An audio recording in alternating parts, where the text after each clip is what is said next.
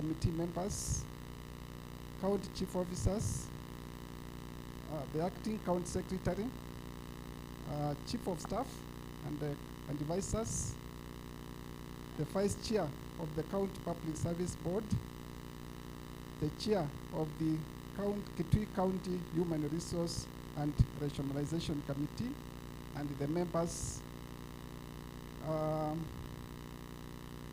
the clergy, led by the bishop and other members of the clergy, and all the distinguished guests invited to this function, and ladies and gentlemen, good morning. Hamjambo. My name is Alex Kimansi, Deputy County Secretary, and I'll be the moderator for today's function. On behalf of His Excellency the Governor, I want to take this opportunity to welcome all of you to this function. Today is a function that we are going to witness the presentation of report of the Kitui County Human Resource Audit and Rationalization Committee, which is a committee which was formed by His Excellency the Governor, and the main activity of the committee was to carry out an audit of the current human resources status in the county and advise on the optimal staffing levels for permanent, contractual, and casual workers. One of the main activities of this committee was to carry out a staff head count, where all of us, as employees of Kitui County Government, presented ourselves to be counted with all our documents, employment letters, promotion letters, academic certificates, and so forth. So today is a big day for the county government of Kitui, where we are going to have a presentation of the final report of this committee. Your Excellency the Governor, we have invited various stakeholders to be present in this function and witness this auspicious occasion. I would propose that we acknowledge the various stakeholders present today, and I want to call out various groups so that we kindly request them to be upstanding so that we can acknowledge your presence. We start with our county executive committee members. Kindly be upstanding. Tuwapigie makofi kidogo. Thank you very much. You can be seated. Then we go to chief officers. Kindly be upstanding. Tuwapigie makofi.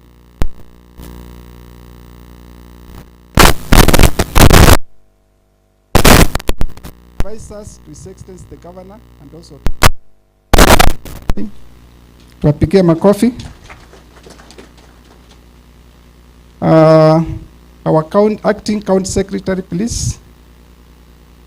Pige makofi. Our chief of staff. Vice chair of the county public service board, representing the chair. And the secretary to the board, please. Anankesu. Then honorable members of the county assembly present.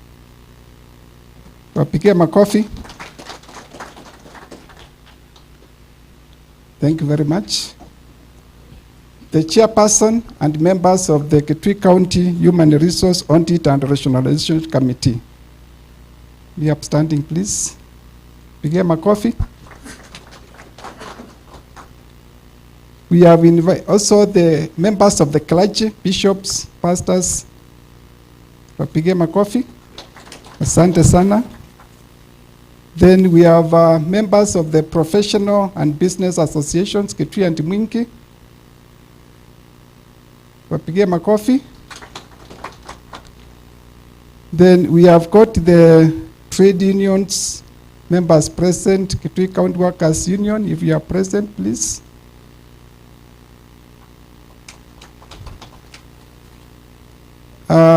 We have a team representing the Contractors Association. If you are here, please be upstanding. We applaud you. Tuwapigie makofi. Then we have members of Kitui Youth Link. those who are present. Tuwapigie makofi. And all the other distinguished guests invited and I have not mentioned you, please be upstanding, we applaud you. Wale wengine ambao sikuwataja, tuwapigie makofi wote. Thank you very much, the various groups of stakeholders. And now we want to go straight into the program.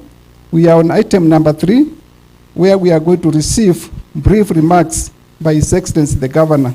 So let's be upstanding so that we welcome the Governor.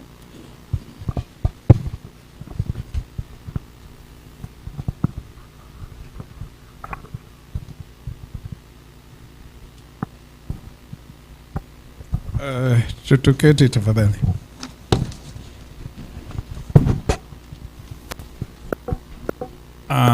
Let me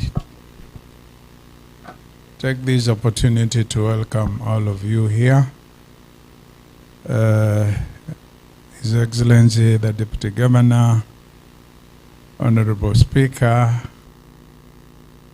members of the County Assembly of Kitui, and this is the leadership of the County Assembly, mainly the Deputy Speaker, Majority Leader, Majority Whip, and their deputies or assistants, and the chairs of various committees,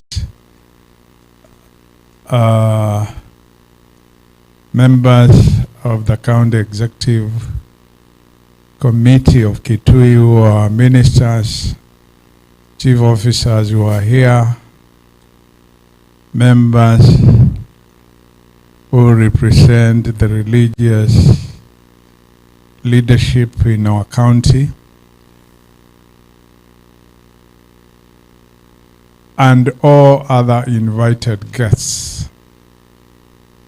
Of course, I recognize and acknowledge the chairperson of the committee which I appointed to undertake the work which they are going to present us, to make a presentation on. Members of the press, ladies and gentlemen, good morning. We are gathered here so that we can receive the report of the Human Resource Audit and Staff Rationalization Committee, which I appointed about 2.5 months ago, and I gave them some terms of reference, and because I know the chairperson of that particular committee, Dr. Florence Muinde, will take us through their terms of reference. Let me not go. They were supposed to audit our staff status and to rationalize, particularly to determine whether the staffing is optimal and whether we have gaps in some areas, and to give us advice on what we need to do going forward. You may ask yourself what prompted me to appoint such a committee. I appointed this committee because this county was facing problems. This county, the people who are working here were staying for weeks, months, without pay after the end of the month. That stopped immediately after I was appointed. The first month was August. I was sworn into office at Idokwe Showgrounds on 25th of August. And the end of that month, staff salaries were paid. Since then, they have never delayed. My first cabinet meeting with the ministers and chief officers who were appointed by my predecessor had only one item of agenda: the strategies we need to put in place to ensure our officers and staff are paid. And we had a 2.5 hour discussion, very heated discussion.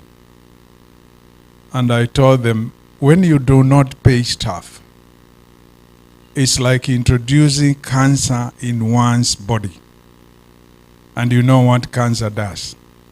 It starts eating that body gradually, continuously,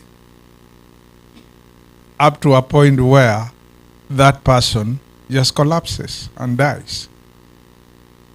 That is what had happened to our county.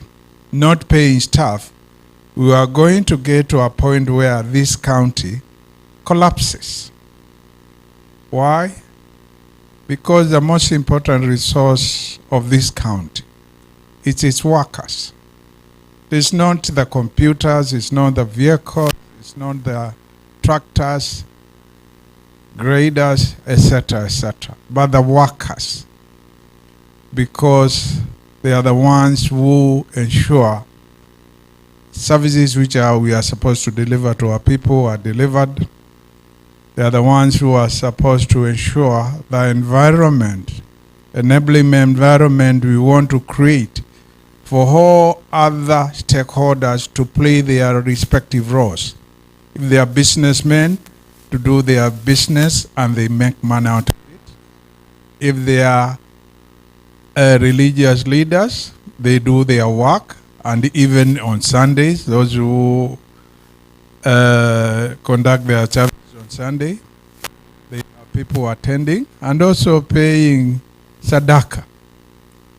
Somebody who has not been paid, will he pay sadaka?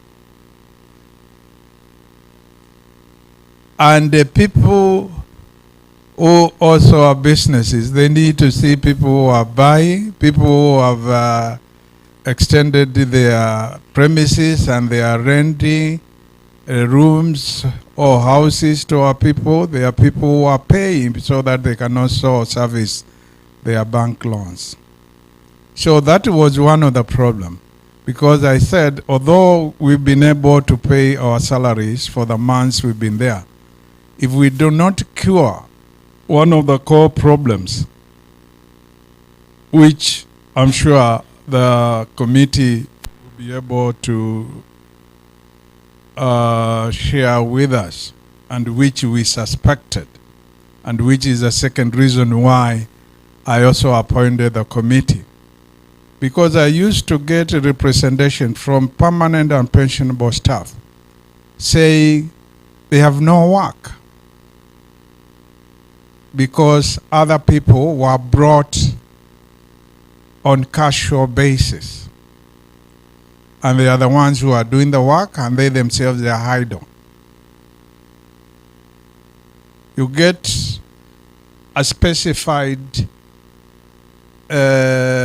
portfolio, and there are people who have been employed permanent or pension board to do that work, but there are others who are brought on board who are apparently in course doing the work because they were not even doing the work. It was like they were just brought in to siphon the money, and no wonder we reached a stage where we could not be able to pay the others. And everybody was suffering, and not only the workers, the entire county was suffering. When workers are not paid, they don't actually work because they are stressed. At the end of the month, they are trying to see who can lend them money to pay rent. And that money is usually from Shylocks. It's not given at normal interest rates. You are given 5,000 shillings and you are told after 2 weeks you pay 4,000 shillings. Tell me whether you will ever be financially afloat if you are to be pushed to a point where you have to borrow from Shylocks. And you see, they have not been working because they are busy looking for that money. And then the other thing is even the drivers. they start siphoning fuel from vehicles because they have not been paid. Even if the grader operators, a grader will go to Kitui South at Ikuda to do some roads there, and then after 1 or 2 days you hear the battery is not there, or chuma flani haiko. What has happened? Imetolewa. Sababu, non-payment of salaries.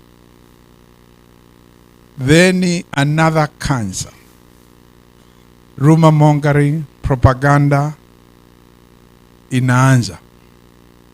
Wanaanza kutarget the chief officers, the directors, the ministers, because wanaona wakitembea na magari. Na saa ingine wakienda safari Nairobi na mahali ingine, wanasema hawa ndio wanakula pesa and ndio sababu atulipwi. Na wanaanza vita ya social media. Na hiyo vita ya social media, institution ikianza hiyo vita, particularly when a certain cadre of staff wakianza hiyo vita, inaanza kuharibu ile tunaita a work ethos of the organization. Accusations, counter accusations, and zingine ukifuata utapata kuna ukweli, zingine ukifuata hakuna ukweli, ni propaganda. Yote inatokana mtu akulipwa na anaona mtu mwingine ndiye ameshiba sana. So those two problems. One, non-payment of salaries. Hiyo ingine, permanent and pensionable staff wakisema tuliandikwa lakini kazi yetu sasa inafanywa na wengine. There were other problems ambayo inasemekana before you get anything you have to pay. Hiyo tulikuwa tunataka pia iangaliwa. Na a number of other things which are going to be shared with us because I don't want to preempt the report ambayo tutapatiwa. Kwa hivyo tunataka mwanzo mpya, tunataka kuwa na kacha mpya tukiendelea na mbele. And because if you do not establish the causes of a problem, you will not solve that problem. And you need to bring in people who can look at the whole issue objectively. And that's the reason why in appointing members of that committee, particularly the chairperson, I'd really to scratch my head, and I brought in somebody who is not part of the Kitui County government,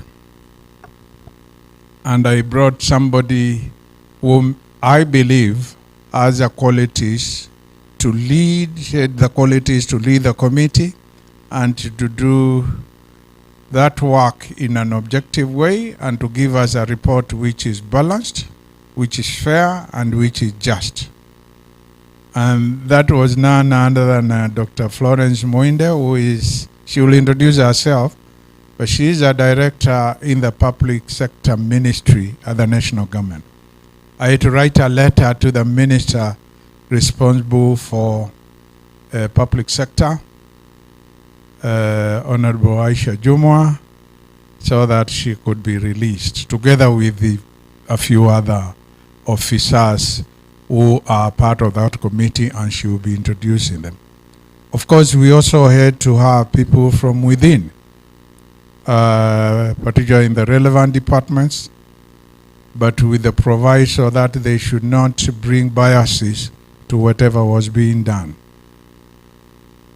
So, and today, why did I invite this team the way it is, which does not confine itself to people within the county government of Kitui alone, assembly and executive, is because we need to start subscribing to the national values and principles of governance, Article 10 of our Constitution.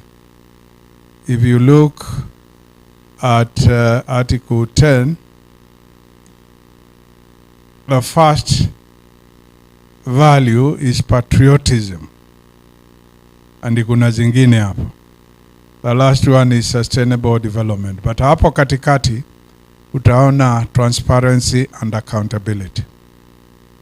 Kazi ambao tunafanya hapa, whether assembly ama hapa katika county executive, tunafanyia watu wa Kitui.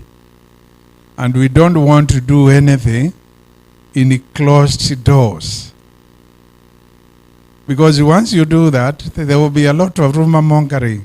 People wakisema vitu ambavyo si za ukweli.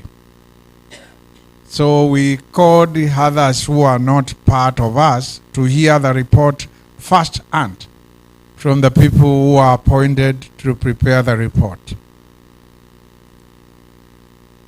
We were here, I think, about a week and a half ago or thereabouts, and we received the report of the Pending Bills Review Committee.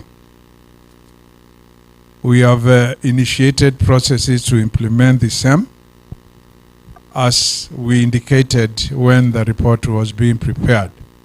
Even this one, we will have an implementation plan. Because there's no need of having a committee like this. They give you recommendations and you ignore them.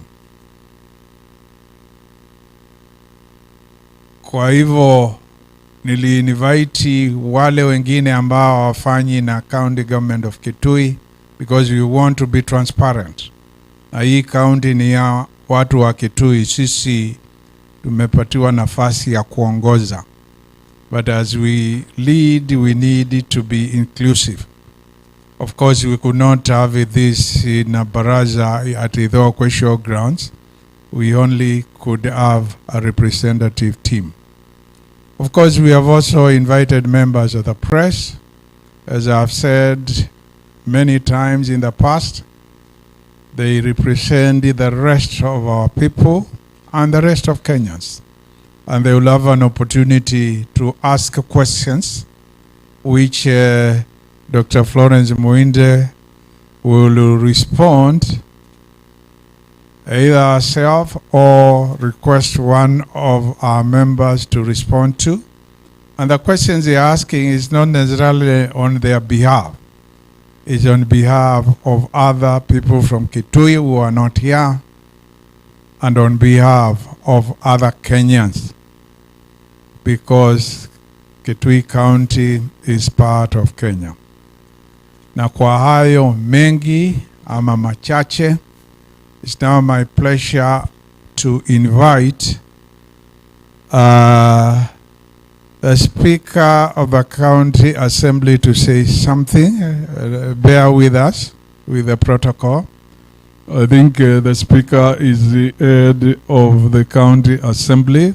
The county government comprises of the County Assembly and the County Executive. And since he's the head of that branch of the county government, and he's been able to spare time to come together with his team, I think it's only fair we request him to say jambo, even if asemi mambo engine. Muko sawa, Speaker aseme jambo? And then after that we will invite Dr. Florence Muinde. Honorable Speaker, karibu useme jambo kwa watu wetu. Begin makofi tafadhali.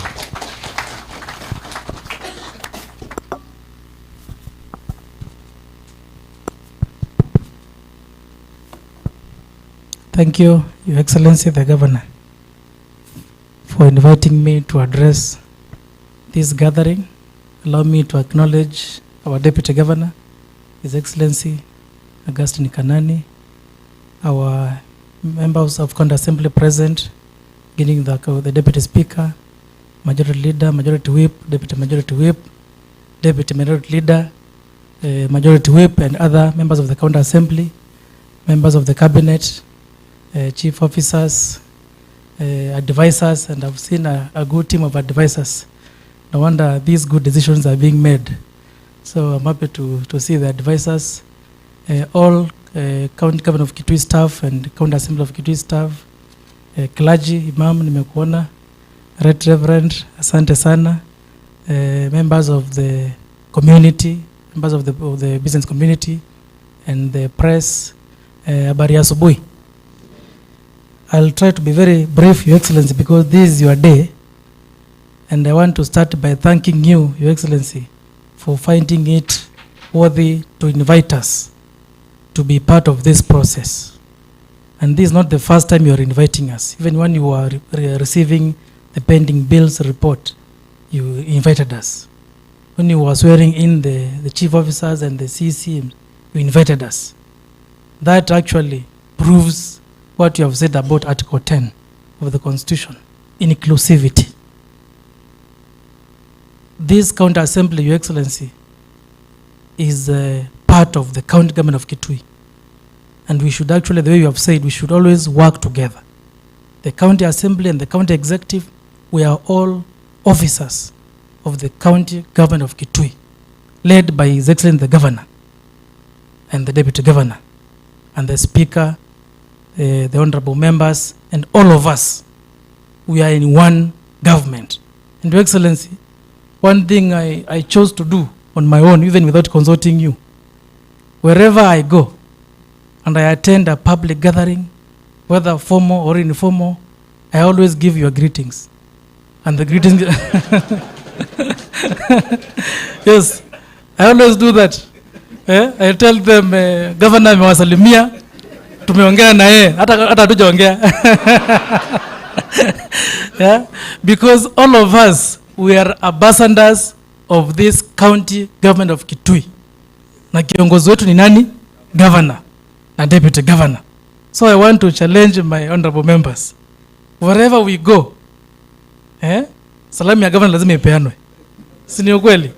Hata mawaziri, ma chief officer, advisors, kila mtu, hata business community, si mko hapa nyinyi stakeholders. Yeah, wherever we go, we must demonstrate to those who are trying to divide us that we are united.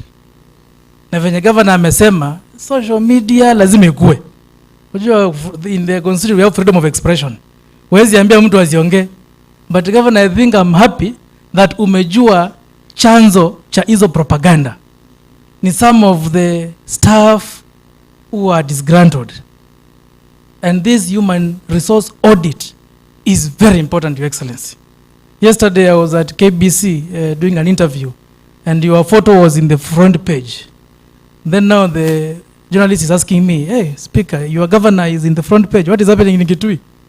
I told him that, all 47 county governors inherited similar problem. But they singled out Kitui, Makueni, and others who are in the front page because when you look at the pending bills and the margin at which they have exceeded the percentage given by COB, we are among the counties which have exceeded to a tune of 17 million, sorry. Remember, Governor, when we were dealing with the budget, and our budget committee, and many of the members are here, when we brought, actually we called Katongi Namabe to see him, and we told him, this recurrent is exceeding the percentage provided by the law, which should be around, is it that 30% or that 3? 30%, yeah. And we try to negotiate with you, Waziri Katongi, what should we do? Because now we have to make sure this budget is in line with the law. And to be honest, Governor, and Minister convinced us, we could not reduce it. Because if we would have reduced, then it means some staff would not have been paid. So, ikapita hivyo hivyo. ikaenda COB wakatuletea, and you received that report where they were saying now the wage bill, yeah, the recurrent in our county was too high. It was above the required percentage, and I'm sure we try to write reports to them. But now, Governor, this initiative of the human resource audit will cure that problem completely. So I want to congratulate you, sir, for that initiative. And I'm sure once we deal with human resource, then shidas nyingi zimeisha. Because that I'm happy that you know these challenges. Members of the county assembly, they always tell me, unampatia, anaongea na waziri, itiko anampatia grader, driver anasema haina mafuta.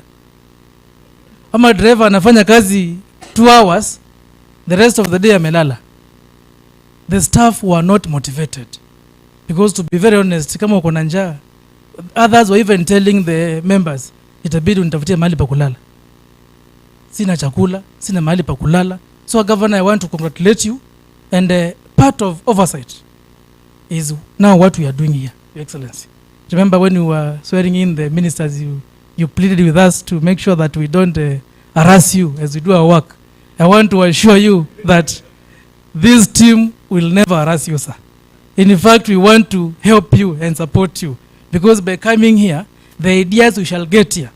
And actually, I'm happy that all the committee chairs are here. And I actually did not follow your laws very well, because you said only chairs in the leadership. But now I could not turn away the other members who are available. So actually, many members are here. And the part of oversight will be, if it is the health committee led by Mheshimiwa Sela, when he goes to a health facility, for example, Mutomo, part of oversight is to make sure that the staff who are supposed to be there are the ones who are there. Yeah, because we have a problem where, for example, the med soups and other hospital managers are the ones hiring contractual staff. You find that, and you have said it very well, that some of these staff are not hired using the right procedure. Maybe wanawekwa hapo ndio ule mtu anahaya ndio apate pesa yake to siphon the money through those particular staff. So I think you will allow us to also be continuously doing oversight, yeah, and to report to you on everything which we come across. So I think, honorable members, we need to support our government. The success of this government will not be achieved if we don't work together.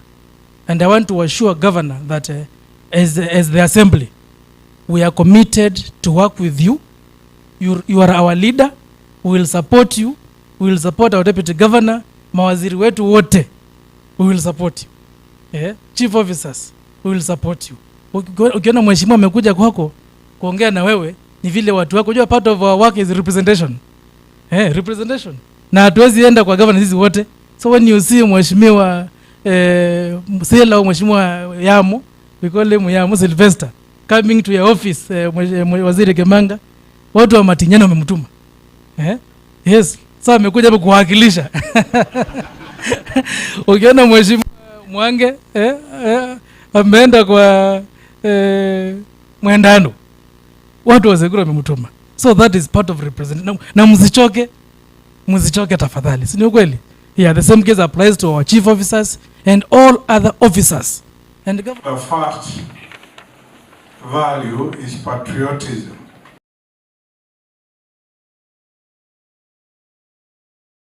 It means sub-county wote, they are working harmoniously and under your leadership, because you do things openly. Actually, Governor, I think you have achieved the entire Article 10. Transparency. You know, I was chatting with the Deputy Governor tukisema, hii ni boardroom ama ni conference hall. Because Governor wants to make sure that involve watu wote. Inclusivity, transparency, accountability, zote. So Governor, congratulations. And sisi kama bunge, we will work with you. We will support you. There are so many policies. There are so many laws which you want to pass. And I'm sure with your able team of the cabinet, chief officers and the advisors, you are going to bring those policies to us, and we shall be ready to work with you. So naomba Governor nisimame hapo na niseme asante sana na Mungu akubariki.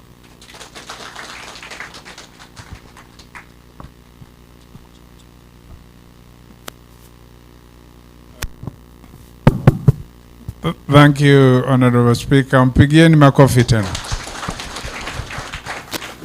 Now, let me take this opportunity to invite the chairperson of the committee which I appointed, and the name is Human Resource Audit and Staff Rationalization Committee. Dr. Florence Moinde, karibu uje ili utuambie kamati yako iliona namna gani, and for you we'll make an exception where you will introduce yourself first and then you introduce your members so that we can know who are these people who are engaged in this onerous task. Kwa hivyo karibisheni na makofi.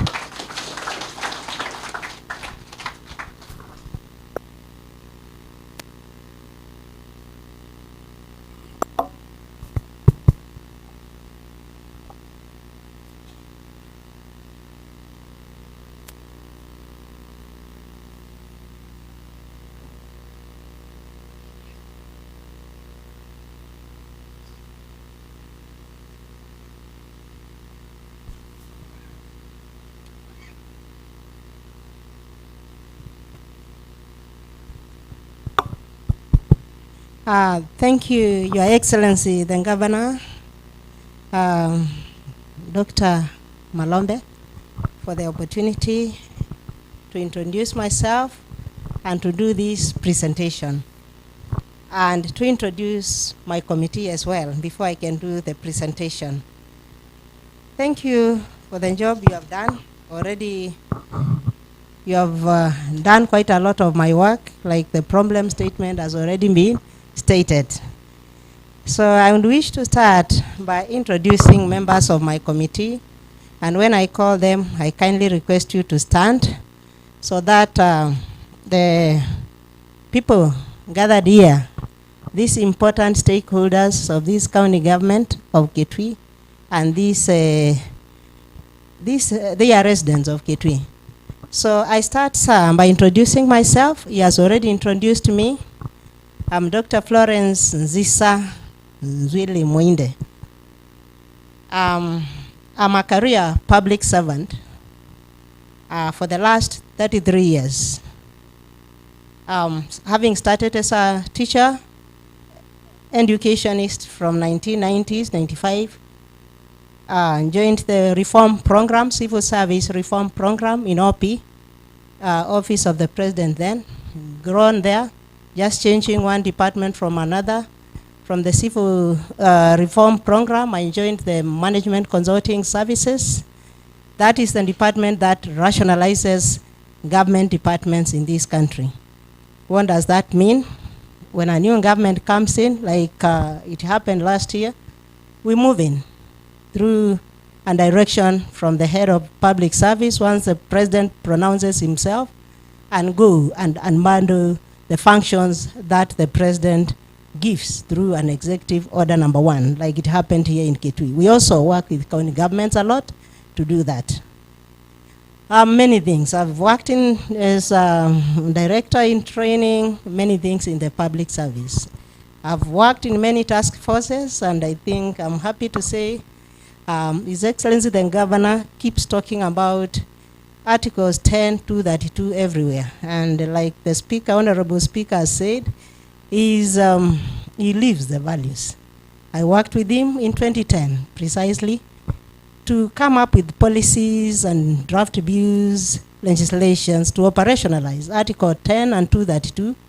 Article 10 on values and principles, on national values and national NVS, national values and principles of governance, and Article 232 on values and principles of governance. Many things, documents you see today that you are using here, we started them then. I've benefited a lot from mentorship from him. I was a desk officer in my earlier career, and I met him first, I think, when he was serving in local government.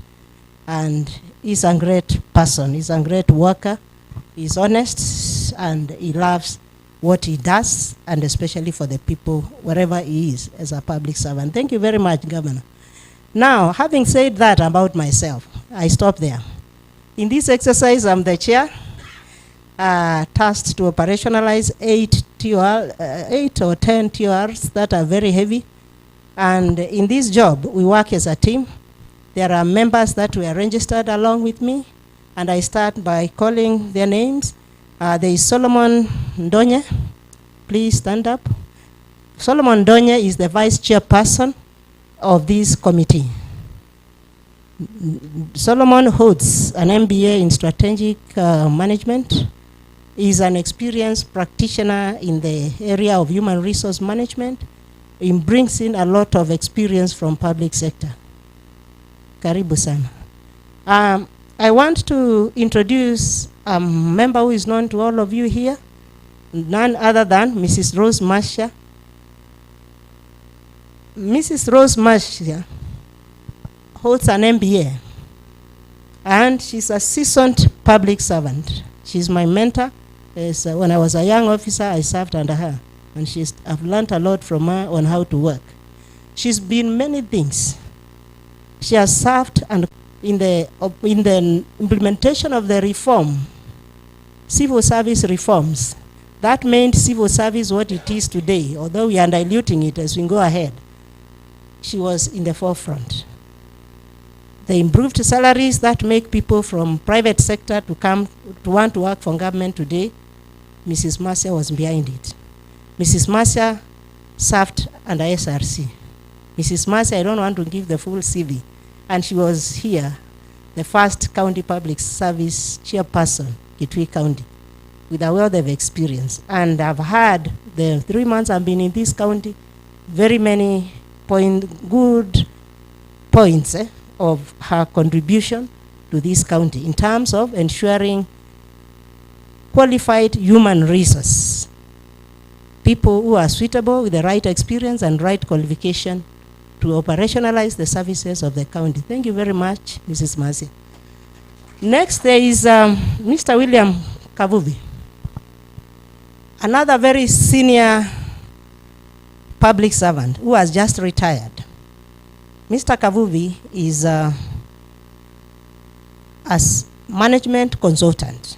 All his life, from, I am sure he must have been recruited in 1988-89 there, in the office of the president.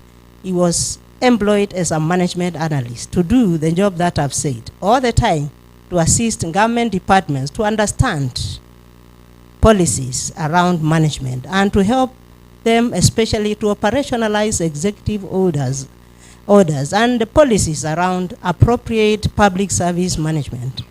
He brings a lot of experience here, and we thank you. And he's a certified human resource management consultant. Thank you, Bwana Kabubi. I want to introduce in absentia one member who fell sick, Mr. Musea Wambua. Musea Wambua is another director of within the Ministry of Public Service, assistant management analyst, consultant within the same Ministry of Public Service, who is retiring or who has just retired, and the person behind the information government, information system, the IPPD especially, the IPPD is part of this committee, a very seasoned management consultant who holds a master's degree in strategic management as well. He was taken ill and he has gone back for treatment. I introduce Fred Nyasimi. Fred Nyasimi is also another senior officer working with the Ministry of Public Service, who currently is working in the Human Resource Development Division of the Ministry of Public Service, and who is also a consultant in issues of human resource management. He holds a degree in human resource management. He also holds another degree in M&E. He's a certified human resource professional, and he has got over 20 years experience. Thank you, sit down. I want to introduce Faith Ikiara. Faith Kiara, small as she looks, she's a very important person that Kitui County government should know. She's among the very few who serve in the government in the department called Government Human Resource Information System, especially IPPD. This is a person who gives you codes when you have recruited. This is the person to get hold of if you want them in the afternoon and you have requested in the morning. So she holds an MA, so she's in the IPPD, Integrated Personnel Database System, the one that who helps public service to manage information on payroll data for all public servants. She holds an MA in strategic, she holds a master's in economics and statistics. She's an information management professional with over 18 years in IPPD. She's among those who started IPPD those many years. She found it ongoing after Mrs. Marcia set the foundation, joined, and she has grown in it. And they have less than 10 officers doing that for the entire country. She brings a lot of experience. She's the person behind the payroll audit that I'm going to present on. That is an expert with another officer who could not come because they are very few in that department. Centric, what is the other name? Oh, Mamburi. Centric Mamburi could not come because two of them cannot be out of the IPPD room because many things will go wrong. Thank you very much. I've got your officers here who are members of this committee. I want to start by introducing Chief Officer Saleh. Where are you? Yes, and you know Saleh. Saleh has got a master's in project planning and management. He has been here in this county as a director of administration. He is the CEO, the chief officer of the newly created decentralized units, SECEB and international relations. The right person for the job with the experience that he brings. And he has got over 26 years of experience. Thank you very much. I want to introduce CPA, June Mawea Munyao. June Mawea Munyao holds a master's in strategic management. She holds a bachelor's degree in BCom finance. And she's a CPA-K finalist. That is why we start with that title. She has got over 15 years of experience in finance and management, and currently the chief finance officer in Kitui, CFO, we call them, Kitui County. Thank you very much, June, and very hardworking. That is my observation, the time we have worked with her. Very good. I want to introduce another member, Helen Mutuku. Is she? Helen Mutuku, she has got over 17 years of experience in human resource management in public service. She started in national government and she moved to county. I think this is the first county she came from national government, and she's here, likely to retire here. And she holds a master's degree in human resource management for the last 20 years. And she has a bachelor's degree in political science. This is the director in charge of human resource management in county.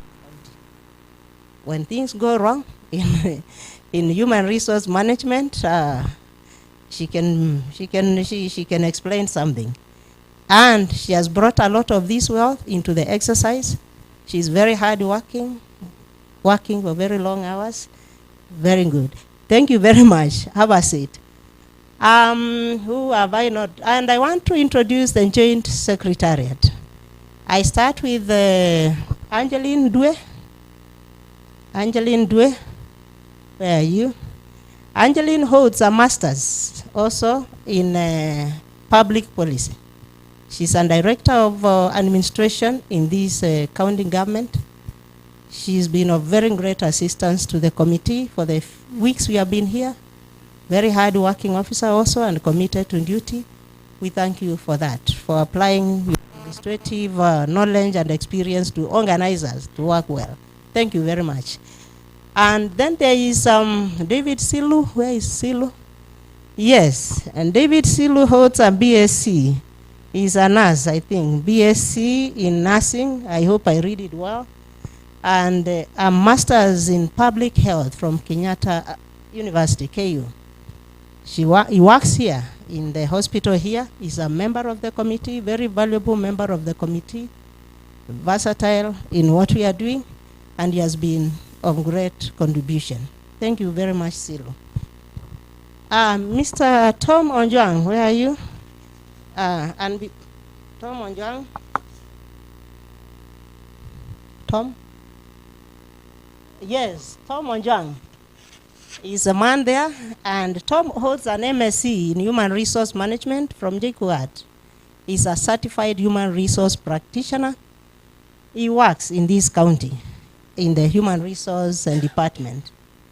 And he has got over 26 years of experience, and he has assisted a lot in making the work easier for the committee. Thank you. There's one person that I was almost forgetting, but is very critical in our exercise and a member of the committee, and that is none other than Timothy Chalo Mwange. Sorry that you are coming here. This is an advocate of the High Court, a CPA, that is company secretary certified. He has all those qualifications, and as associate member of the Chartered Institute of Arbitrators, currently serving as the county solicitor for Kitui government. He has been a member of this committee. He has assisted us a lot with matters legal and even policy interpretation and all that. Thank you very much. We appreciate the contribution.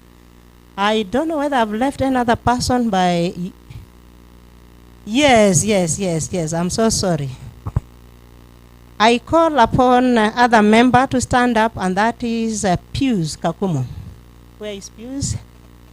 Yeah, Pius is one of the members of this committee, and Pius holds a degree in is it business management, strategic management. He also teaches in USIU University. He's a HR professional of many years, having retired from being the director of HR in USIU University in Nairobi, and in consultants currently in these matters, and also in contributing to the society. You know, you retire, but you continue contributing to society. Very useful member to this committee. Thank you very much. Sir, Your Excellency, I think, I've introduced the committee members, and you know who is behind the exercise that I've been charged to present on. That I've been charged to present the findings of the exercise. Your Excellency, Honorable Speaker, ECMs, I hope I'm using the right terminology, members of the County Executive Committee, that is, chief officers, clergy here, and these honorable members from Kitui County representing different interests, all protocols observed. Do I say good morning or it is afternoon?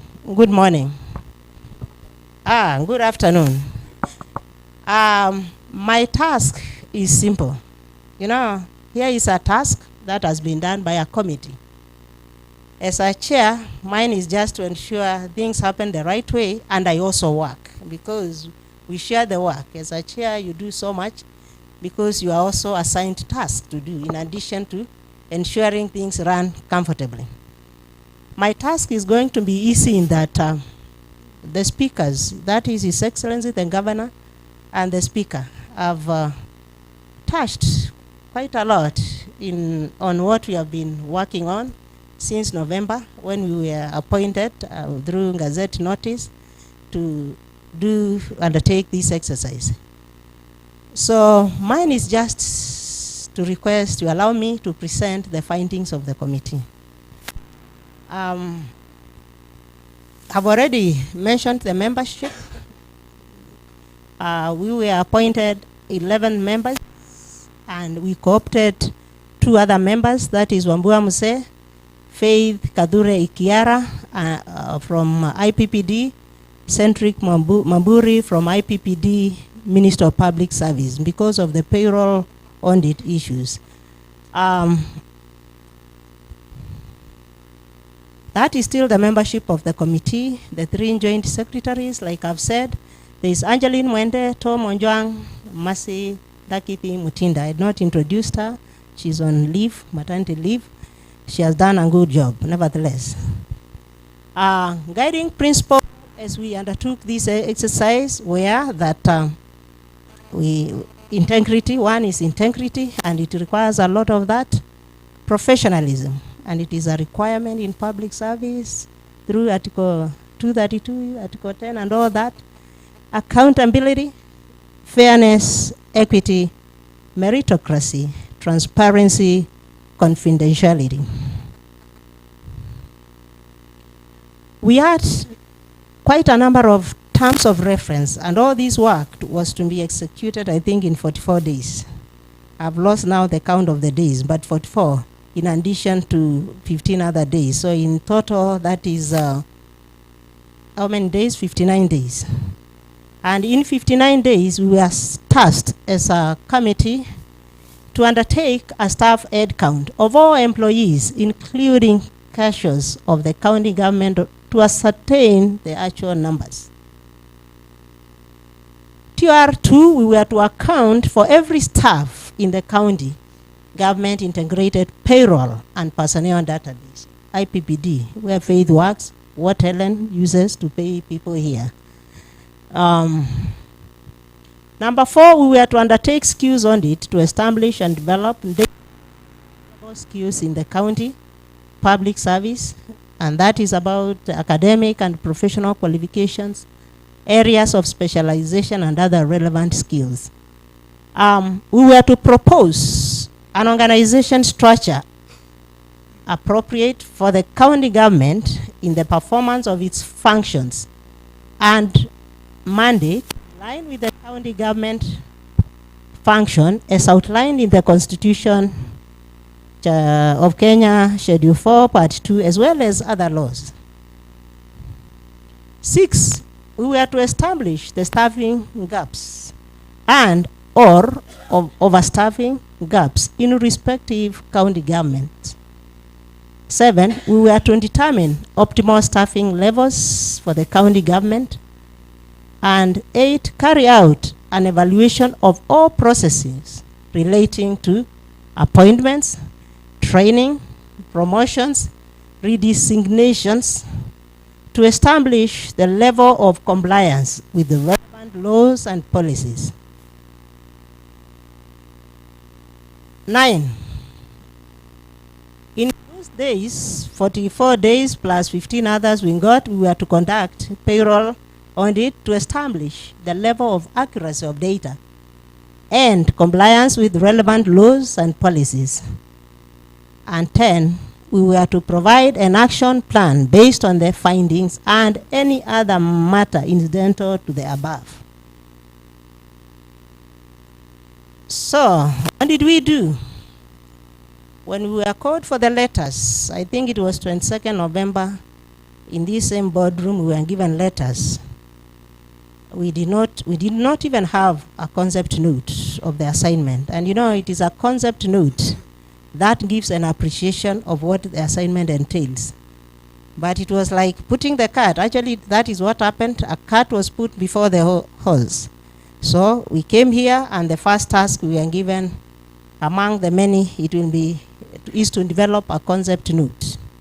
And I'm sure His Excellency the Governor must have been testing the waters to see how much we understand of this assignment. It's broken into 4 tiers based on the relatedness of the TORs. You saw all of them. Like we have got tier 1, which comprises TOR 1, 2, 3, 4, and 8.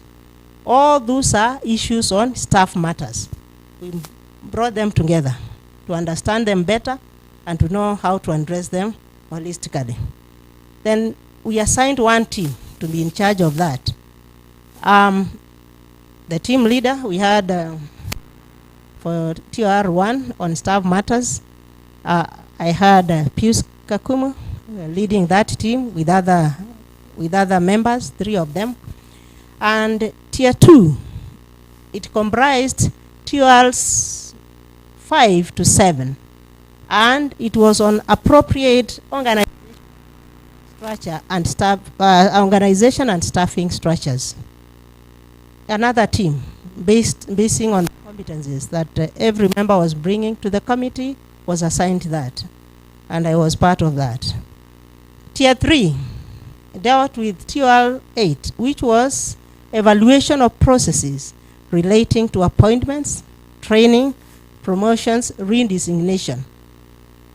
And Tier 8 also touches on staff matters, Tier 1, but we isolated it to give it the attention it required. And there was Tier 4 with TR number 10, which is the action on the payroll audit of both IPPD and manual systems existing in this county. And the other TR was action plan, that is for all of us. How did we go about it?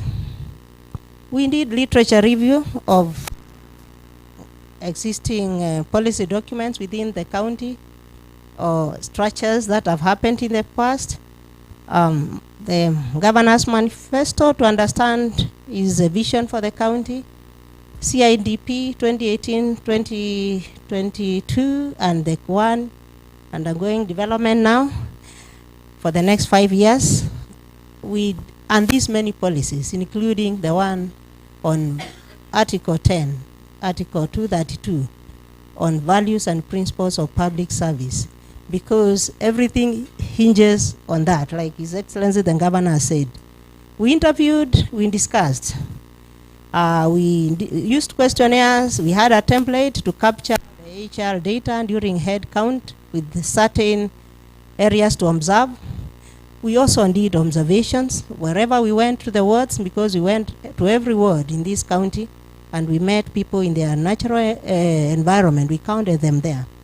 We also opened our eyes to observe what is it that the staff are going through. What do they need to see changed? And we gathered a lot of information. And that information is very critical as you do structure. And I'll be explaining structure, staffing issues. Because structure is what gives an organization form, and that is informed by the people who do it and the experiences that they go through in their work environment. We had written submissions, even from stakeholders from out there, and stakeholder submissions and validations, all that. So I want to start this presentation by looking at the proposed organizational structure of Kitui County Administration. Maybe you may wonder why I'm beginning with structure, yet you wanted to hear about who has been recruited, how, why, who is where in this county, but who has been recruited, who is where in this county in terms of human resource is determined by a structure. Governments are very organized entities. When you see this disorganization is in government, it is because us who are serving in governments have chosen to be disorganized. In essence, even when you look at your government here, very good policies, everything is there to guide us. And where you don't have something to guide you, it is somewhere in the national government. And you can also benchmark with other governments in the world, because governments operate more or less the same. They are very complex.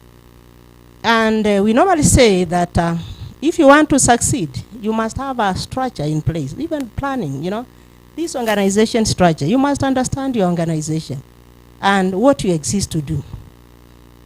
Your mission, like the mission of this county. What does this county exist to do? Then once you understand that, then you are able to generate an organization structure that can help you to put in place strategies to actualize your mission in the county. So structures are very critical.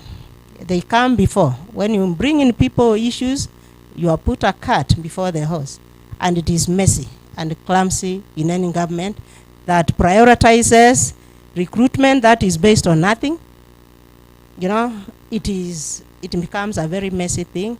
You end up in debt, like His Excellency the Governor was explaining. As he said that, it was more structural. And because with structure, there is top leadership, there is management, there are lower levels. Everybody is in it, like the way you are, and there are stakeholders, like the way you are sitting here. So this structure, I start with it, because this is where we start. And when the structure does not exist, and if it exists, it is not implemented, or things are not done in line with what it provides, then you have anarchy. You have pending bills, because you put people, you don't define their functions, and you define their functions based on the organization structure. So this proposed functional structure of Kitui County is based on the 3 core pillars that are in the mission of this county government of Kitui, which in that mission they say they exist to do what?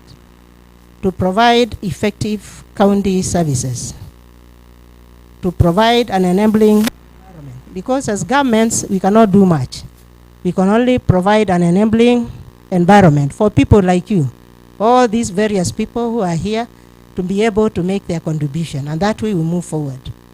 And why do you do all that? To realize sustainable socio-economic development and improved livelihoods, because the baseline of any leadership is livelihoods. Chakula, for somebody like me, Florence Issa, you know, school fees for me, my kids, all in ability to go to hospital, to meet my basic need as a citizen of any place. So that is basically that. So the structure we propose is, we are asking, how does Kitui County actualize its mission of ensuring service delivery in the county is efficient, of ensuring there is enabling work environment, and His Excellency the Governor started by explaining what he did to ensure, first, there is some normacy, addressing issues touching on not recruitment, but salaries of workers, to ensure that, first of all, they have got food to eat, they can live, in order to be able to contribute to sustainable socioeconomic development and improved livelihoods through what they do in the various departments. So, I'm doing what we call one high-level structure, major high-level structure, because I'll just speak to the slide that is there.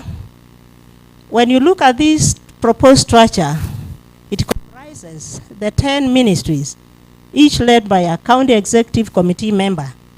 The 10 ministries that His Excellency the Governor has established or has organized his government around, in order to be able to deliver services that he promised to the citizens of Kitui well.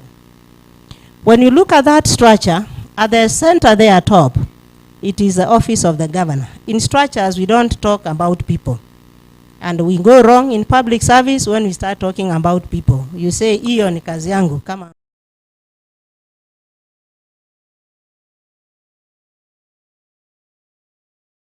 no gaps. As long as the functions are known, even if you are not there, the function will move on. So we don't personalize them. So there is office of the governor, and down there, on the extreme left, slightly lower than the governor, we have got the office of the deputy governor, and His Excellency the Governor has assigned portfolios to his deputy. In that box of office of the deputy governor, we have tourism, hospitality, and game reserves. And we have performance contracting and disaster management and emergency services. That is the office of the deputy governor in this high-level structure. Below, there is, in small box, those people, when you look at the arrows, they are going to the office of the governor. So this, we may call these, the top ones before the broken line, like governorship. In other counties, we call them that. The first value is patriotism.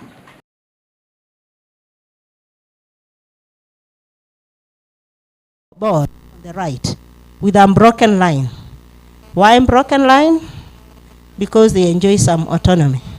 They don't report to the governor on a day-to-day basis. I'm sure the vice chairman, when you come, you don't come here to tell His Excellency that I've come to work. You go to where the board is and continue. But you consult because he's the appointing authority. That is why what unbroken line means. Where it is solid, you have no choice but to report where the arrow is pointing on a day-to-day basis. So there is another box there, or a smaller one there, between County Executive Committee and Office of the Deputy Governor. That is advisory services. We have advisors and... The first value is patriotism.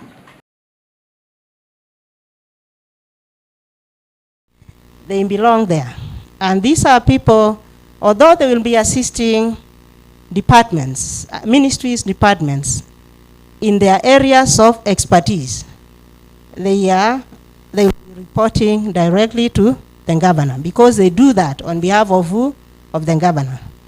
But in the ministries, we'll provide for them, not on a solid line, because on a day-to-day reporting, they report to the governor. But where their expertise, application of their expertise, they report to the various ECMs. That is where their function is, their expertise is required. If it is water, it is gender, it is finance, there are many. You report to the relevant function, to the minister, when your expertise is required, so that you help them jumpstart their functions and work in a directed manner. Then down here, if you count those boxes, they are 1, 2, 3, 4, 5. Omit the one in pink.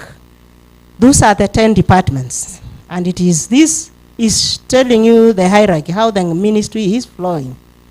And starting from that extreme end, we have got roads, public works, and transport. That is the Ministry of Roads, Public Works, and Transport. We have water and irrigation. We have got that other huge ministry, culture, gender, youth, ICT, sports, and social services. Then we have got energy, environment, forestry, natural and mineral resources. Coming this way, we have lands and housing and urban development. Then we have finance, economic planning, and revenue management. We have trade, MSCs, MSMEs, innovation, and cooperatives. Then there is education, training, and is it skills development. Then we have agriculture and livestock, health and sanitation. They make what? 10 minutes. Ministries headed by ECMs. And inside there, the ECMs are assisted by what? Chief officers. On the extreme left is the office of the county attorney. And that is the government. We put it there. They have their act, and it provides for on how they relate with the rest of the government, being the chief government and advisor on legal issues. Then down there, slightly lower than the ministries, we have got the office of the county secretary and head of county public service, reporting all the way to the office of the governor. When you look at the office of the deputy governor here, it goes solidly to the governor and with a dotted line to the ministries. But in there, in a docket, she has 2 portfolios, like I've said. It means that on a day-to-day basis, ministers report to the appointing authority, His Excellency the Governor, but the office of the governor, the deputy governor, they consult, because they are all in one system with a one vision. to ensure effective service delivery, and provide an enabling environment for socioeconomic development of this county. So this is what I call high-level structure. We have a big report of about 300 and something pages, because we pick every box, starting from the office of the governor. We shared this with His Excellency the governor the day before yesterday. And inside there is a lot of work. We break it down. We describe what each office and what every person in these offices is supposed to do.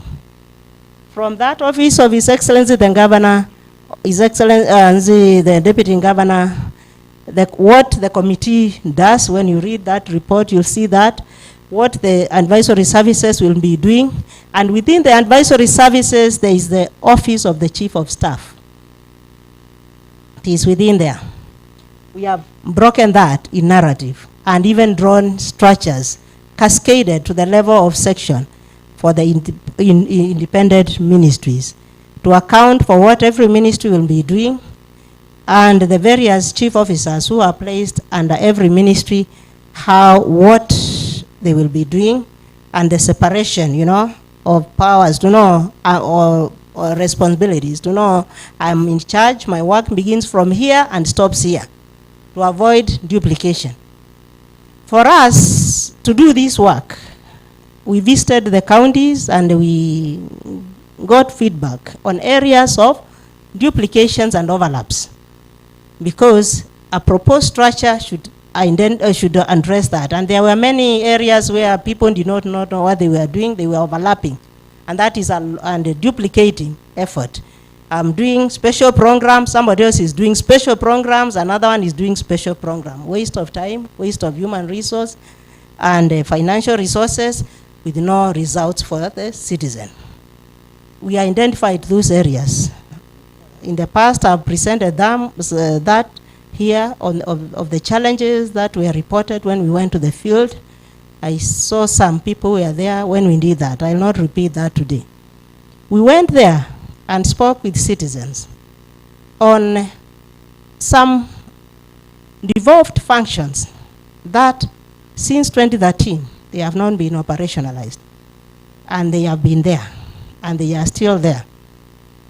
We discovered that. And in this structure, when we came and shared with the governor, I think that is when he went to organize the ministries the way they are. Because whenever I would check the challenges and the operational duplications, overlaps that we mentioned, I would see he has provided somewhere where those challenges can be addressed. When we went there, we also asked the officers whether there are some things that they ought to be doing and they are not doing because of one reason or another. Those are structural issues. They may be human resource or other dynamics, but they inform structure and propose staffing. We've asked them to tell us about their challenges and some of the things that they have been doing and they are not part of what they were allotted to do, but they do them. We need to bring them to the structure so that we avoid what? Overloads. Where there is overload, there is no optimization in service delivery. So we did that. We asked about skills required to do the specific task, and they told us. We asked the staff about the gaps they have, whether they felt prepared to operationalize His Excellency the Governor's manifesto and the new CIDP and another plan. And they say they were ready and they needed capacity building here. We did that. So this is a structure after consultation. We interviewed people here. It is unfortunate we did not have time to meet the ECM because they were just in the process of being appointed, vetted, and all that. But we spoke with some chief officers. We spoke with the directors in the ministries, the technical people, the people who do the day-to-day operations. And we brought in this and we compared notes. So that is how we came with that structure. Still on the high level structure, county governance structure. How is it like? Because this is what you need to know, and I'm sure at this level. The details we'll share with the ECMs and CEOs, the implementers. When you look at the governance structure, at the center, there is a county executive committee. This task is huge. It is not a one person's responsibility. There is a governor, there is a deputy governor, there is county executive committee members inside there. And that is the county executive committee. Below, the county executive committee members down there, you see the chief officers. These are the people who run the day-to-day business in those departments, in those ministries. And when you go to this, to the right, there is a county assembly. And I've seen speaker appreciating being involved in this thing. You are important because you are part of that element called county government. And there is some broken line between the county assembly and the county executive committee where the governor sits. When the speaker wakes up, he does not come to report to Dr. Malombe, the governor. He goes to the county assembly because he has a function there. But what he's doing has some bearing with what the county executive committee is doing. You approve their bunches, there are many things they do together. It is dotted that way. Then there are county assembly oversight committees that the speaker, the county assembly works with. Down on this side, we have got internal audit and risk management committee. And when you look at that relationship, that is how it should be. The internal audit and risk management committee enjoys some independence because it audits everybody, all the processes, not just money. Even they should be auditing where the people are and all that, many things. And that is why there is a dotted line. They report to the county there, executive there. County Public Service Board, it is also there. And down there with unbroken line, there is the county secretary and head of public service. Because matters, recruitment, promotions, around the human resource is the work of the county public service board. But they consult because the people they recruit, they do that for the executive. And then the chief officers.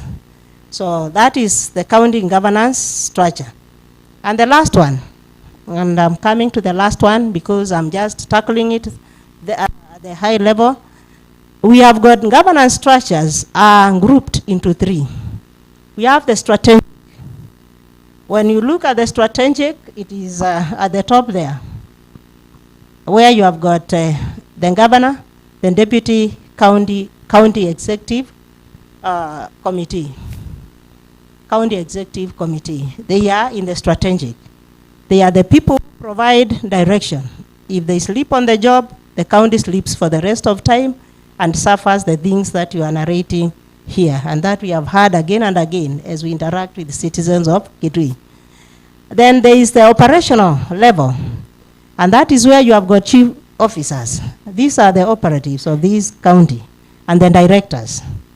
They are the people who implement the policies that lead to the desired change that we and develop them, identify where there is a policy gap, they address that and what they need to do that. Then there is tactical. These are the people who are busy doing the papers, what needs to be done before it can go to the next level and the top level.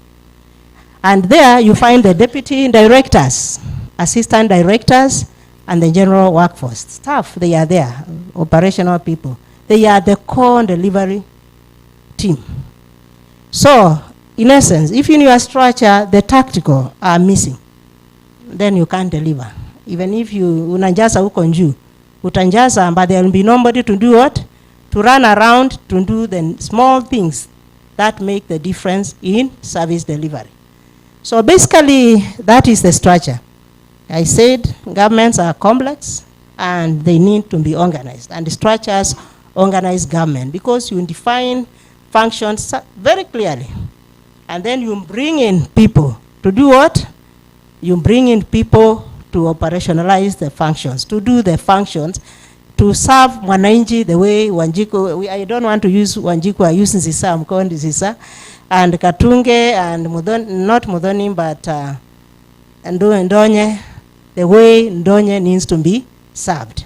Because they have a right to be given service by the governments that they elect and put in place.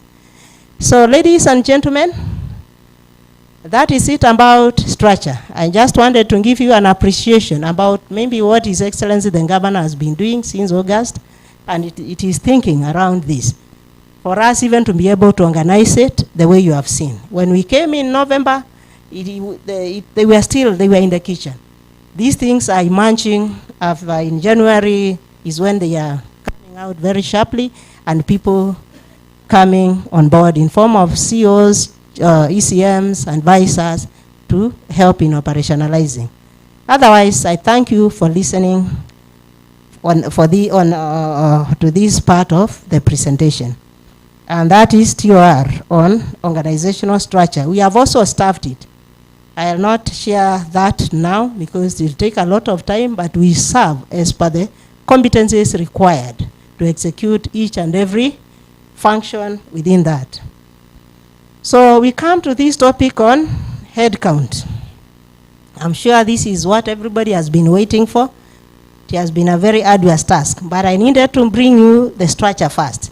Because as you count, or as you bring in people, or as you ask for accountability about people, you should be asking, where are these people serving? Within which structure? Okay? Because if you bring them and they come, they will sit in offices idlers because they will have nothing defined for them. So we start with the structure, which is the cart. We put it somewhere, and before the horse comes. Which is the horse now? The people. Sawa sawa. So, baseline information on county employees. In this exercise, we were tasked to account for all what? County employees, where they are, what they do, and all that. But when you get into an organization, you must have some information to give you the entry behavior. You don't just go and count, because if you don't go and count, you'll count everybody and nobody.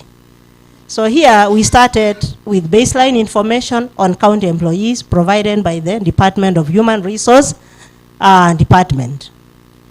We were provided what is numbers 1, 2, 3, 4. Those are payrolls you find in the county. And the payrolls have got names of people. So we were provided with information of officers who are paid through what? The IPPD.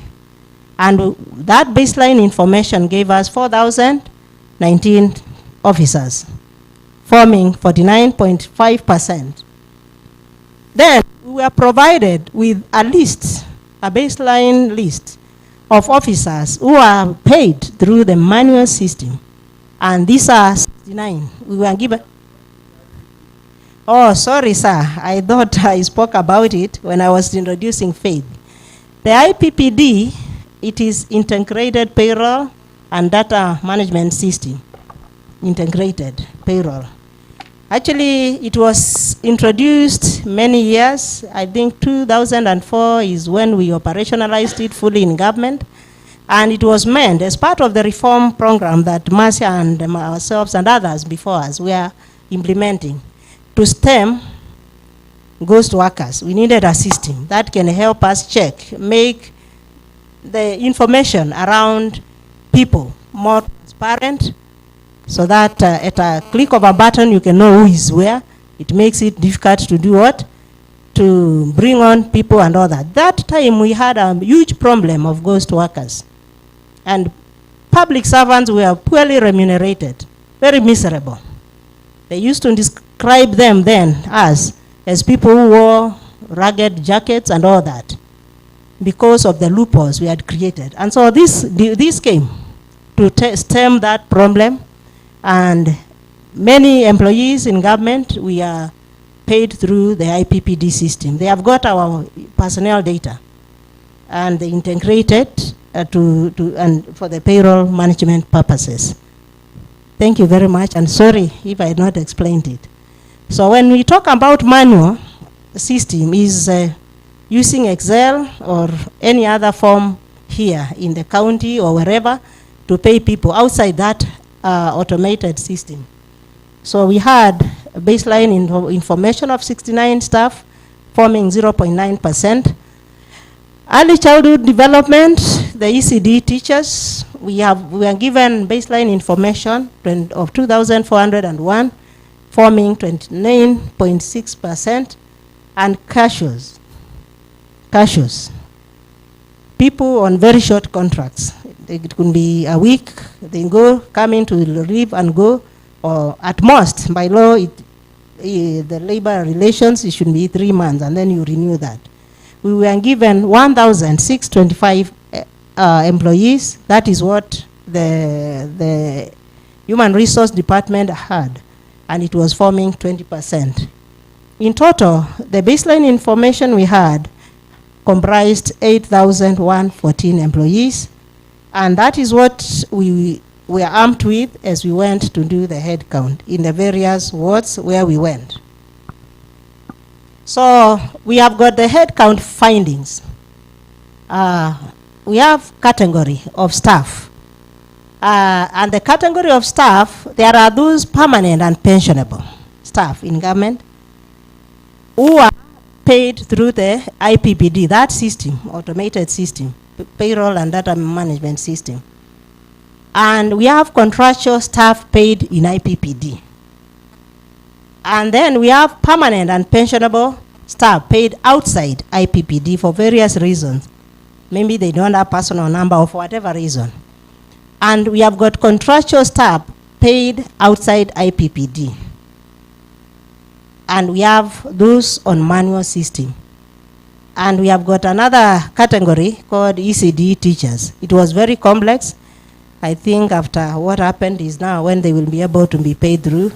The Kitui County has done well in this, managing the whole issue of ECD teachers from the previous time. His Excellency was here, and now he has put them on a scheme of service, which will make it very easy to put them on the IPPD system for ease of management of their information and data. Cashiers again, and cashier employees counted, but not in the list provided. We had the baseline list with the information, but we counted some who were not on the list that we were provided. Those permanent and pensionable paid through IPPD, number provided was 3950. But when we went to the field, we counted 63 with a variance of 287. Contractual staff paid outside, paid in IPPD, we were given 69, but we counted 47, a variance of 22. Permanent and pensionable staff paid outside IPPD, we were given 64, and we counted 25, variance of 39. We had contractual staff also paid outside IPPD. We were given a list of 5, we counted 4, a variance of 1. So the subtotal of our manual there, 69 given, then we had 29 counted, 40 again.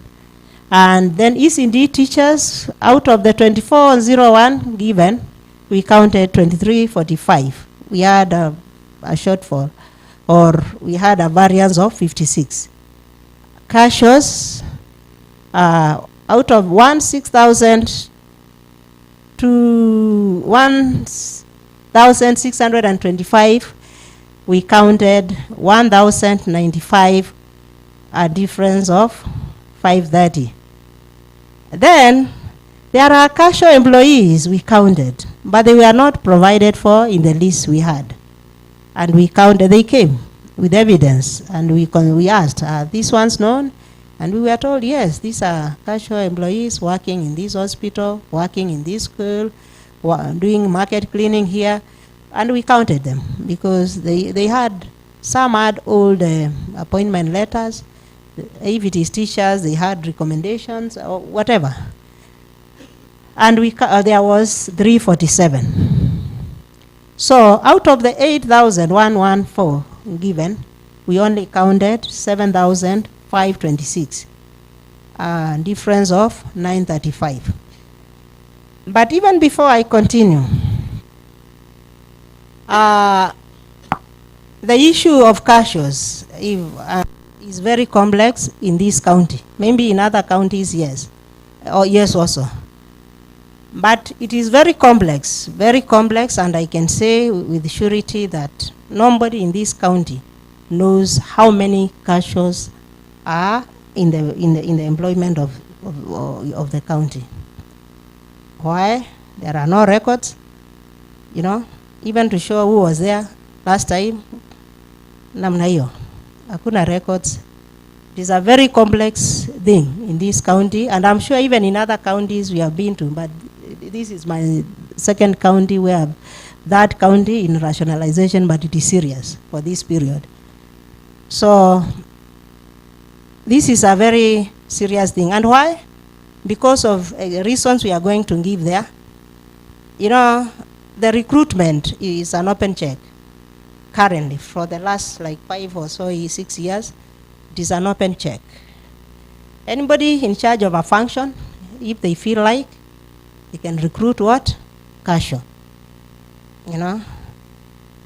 And that is why I'm saying I don't think this committee and my colleagues are here can say with certainty that what we counted is an exhaustive list of the cashiers, but we counted.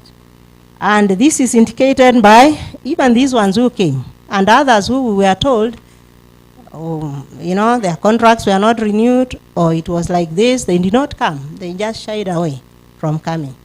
So it is not easy to know how many cashiers are paid where. And even the officer doing payroll audit had challenges because there was no information about cashiers in terms of written records from 2017 to around 2021. I think, Faith, you have worked with information of 2022, 2021 with gaps, So that is how that scenario is. So you could be saying we have counted that number, 16, 20, 10, 20, 10, 95 plus that, while there could be others we have not counted. Why? No list. They are recruited by different people. There is no central place where with the information about who is in existence of who is engaged as a cashier in the county.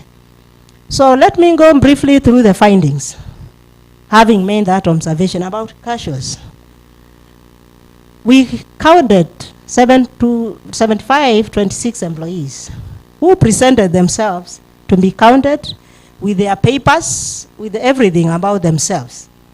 And this head count, we counted them who presented for head, including the 347 cashiers who were not in the baseline data. We counted them because there was evidence we could ask.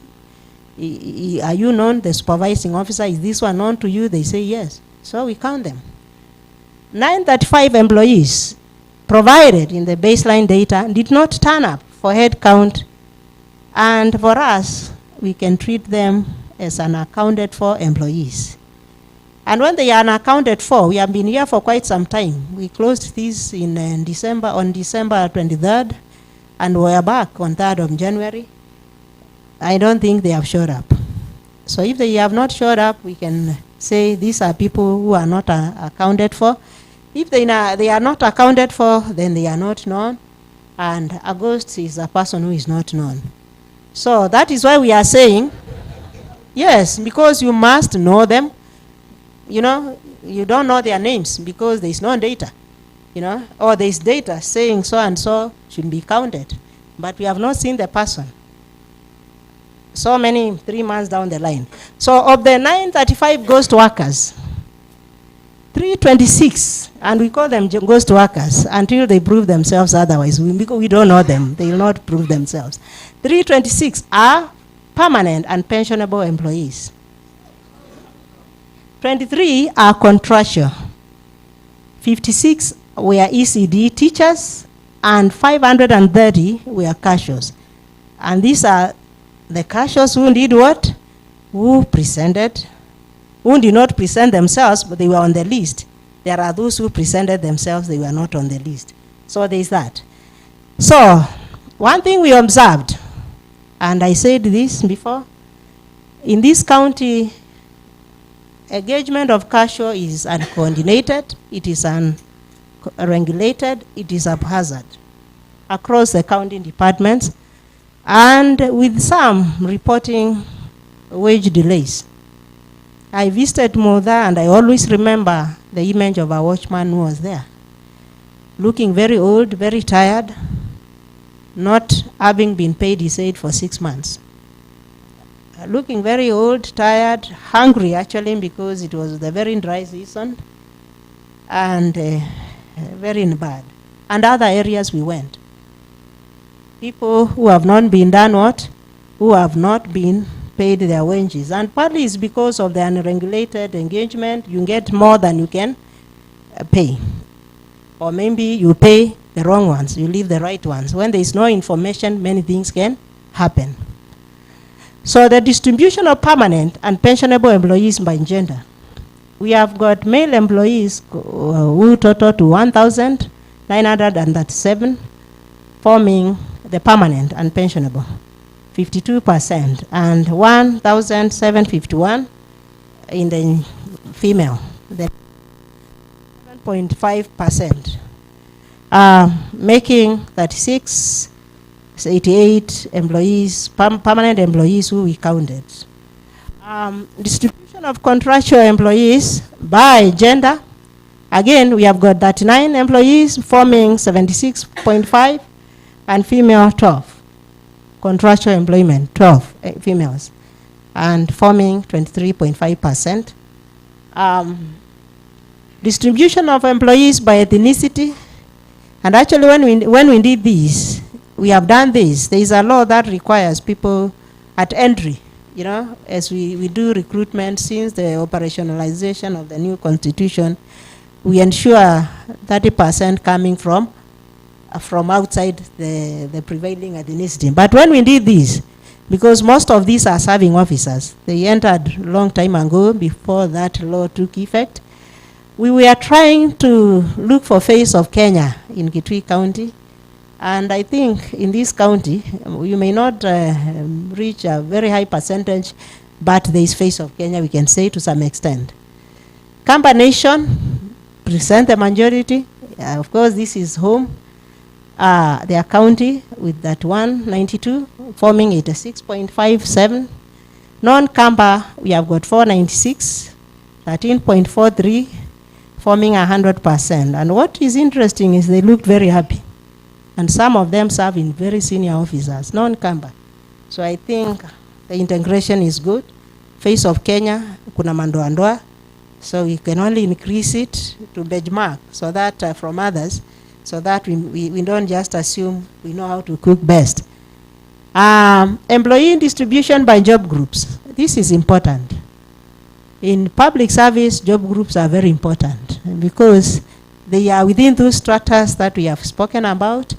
The actors, the tactical down there, the strategic, the operatives, they are there. And those in leadership are in those PQR and above. And middle JKLMs, actually it should be LMNK there, not K, LMN there. And when you look, you come to this other side, very many operatives there. So we realize job group H has the highest number.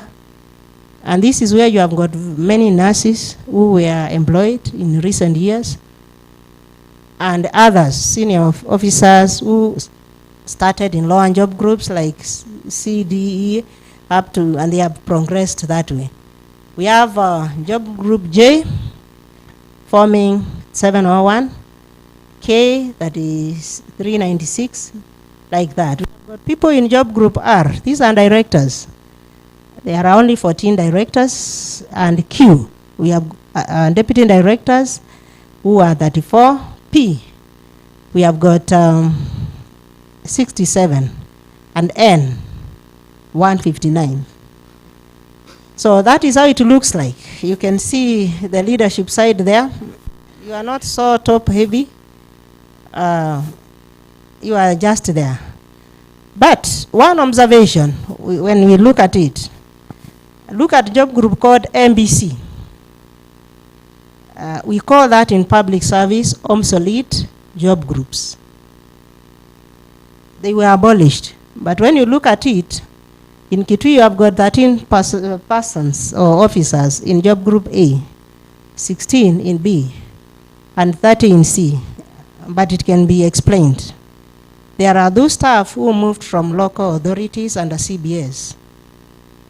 Many of them are here, but some of them earn very high salaries because of the CBA they negotiated. Their salaries grow. You can even find them earning higher than an assistant director in job group P. But all you know what we are saying, when you retain it here, people will be tempted to bring on board what? People in those job groups.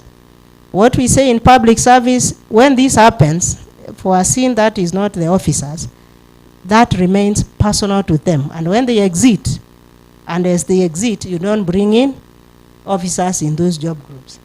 Sawa, it was abolished. Very low salary, but these are people, majority are those on CBA, negotiated from former local authorities. Employee distribution by academic professional qualification. When you look at that, they range from PhD to Standard 7, KCPE and CPE. If I start from the CPE, KCPE from the far side, we have 28 employees who have got KCPE, CPE qualification. We have KCE and KCE from 4 level, 317. We have got 1 A level. And certificates. Certificates are those who have got these from these secondary or primary school education, and they have got another certificate, professional. And we have got 1,007 certificate with certificate employees. 1,263 have diplomas, and higher diploma 124, degree they are 802.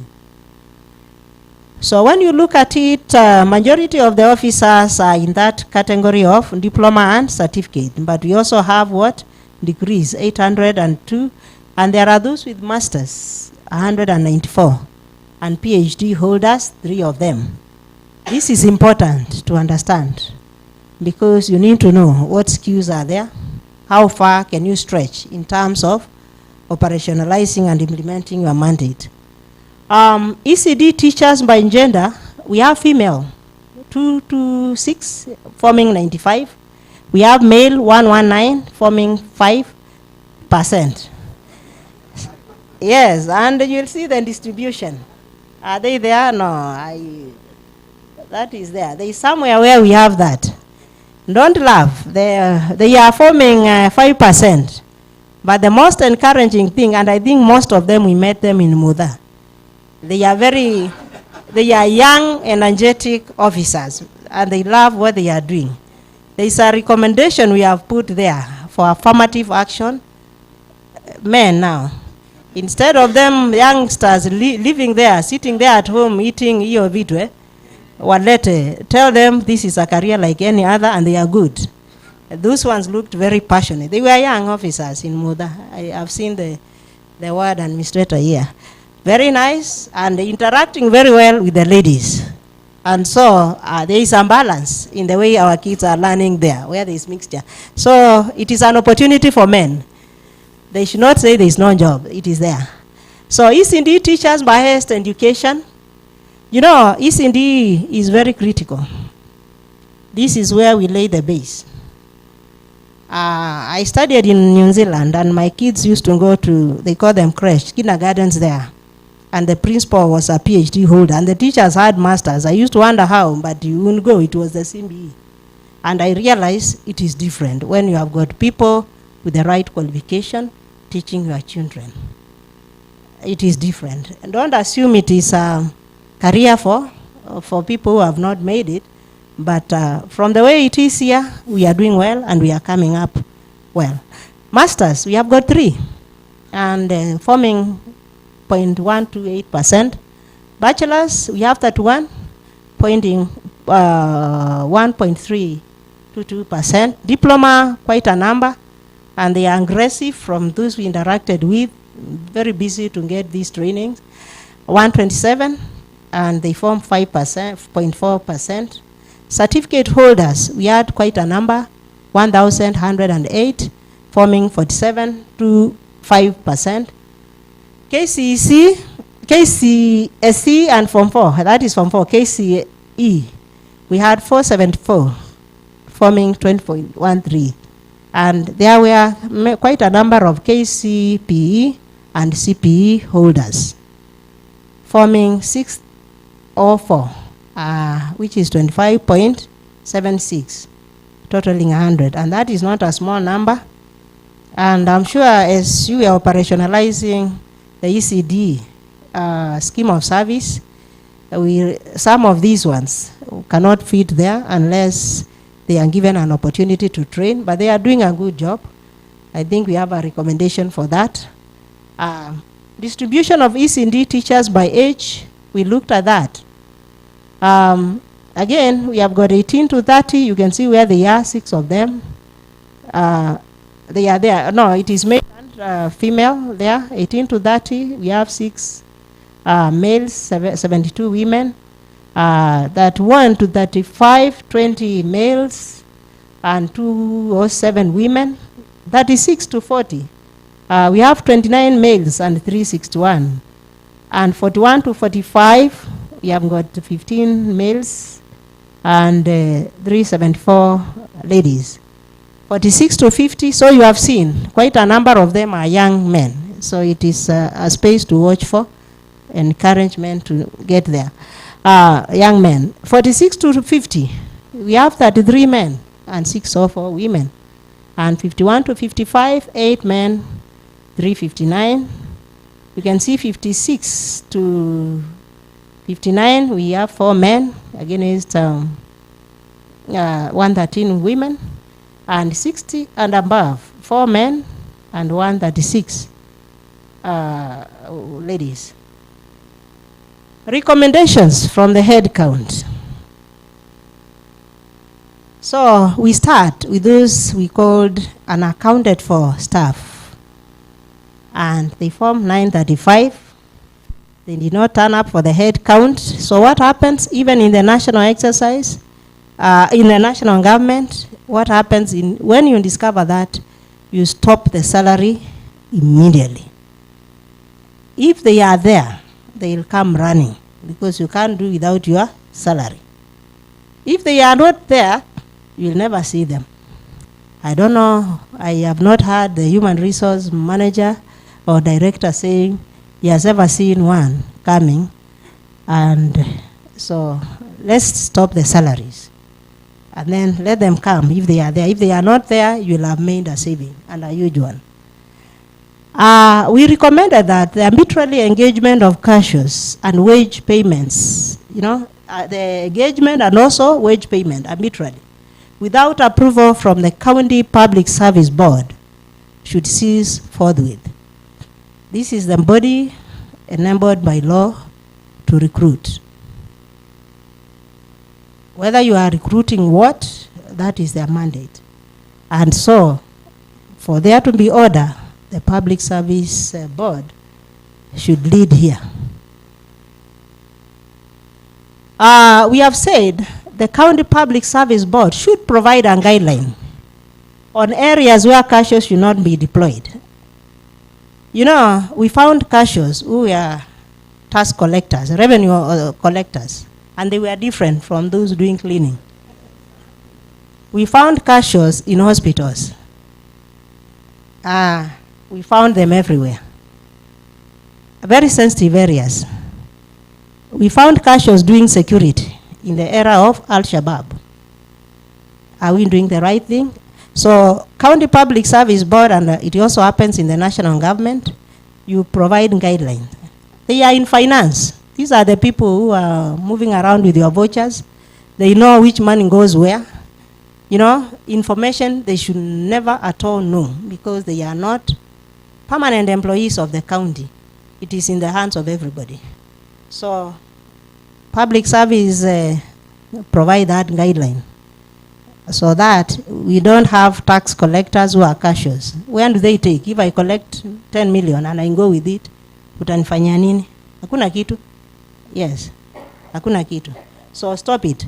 County Public Service Board, again, you can see here it is County Public Service Board because we are dealing human resource matters, and that is your docket. Accountability lies almost the greater percentage with you because you are mandated to do that. You regulate the engagement of cashiers as stipulated in that section 74 of the County Governments Act. Please regulate. And you are given a guideline there, what needs to be done. So these things are happening because this has not happened. I'm not blaming anybody, but that is how it is. We are saying it as is, not to blame, but to improve what? To improve management of our people in the county for better results, better savings, better development. Then the County Public Service Board, again, you develop an inventory of all cashiers engaged in all ministries and municipalities because the process begins with you, the employment. Having said that, we come to payroll audit. And payroll audit, like I said, it was done.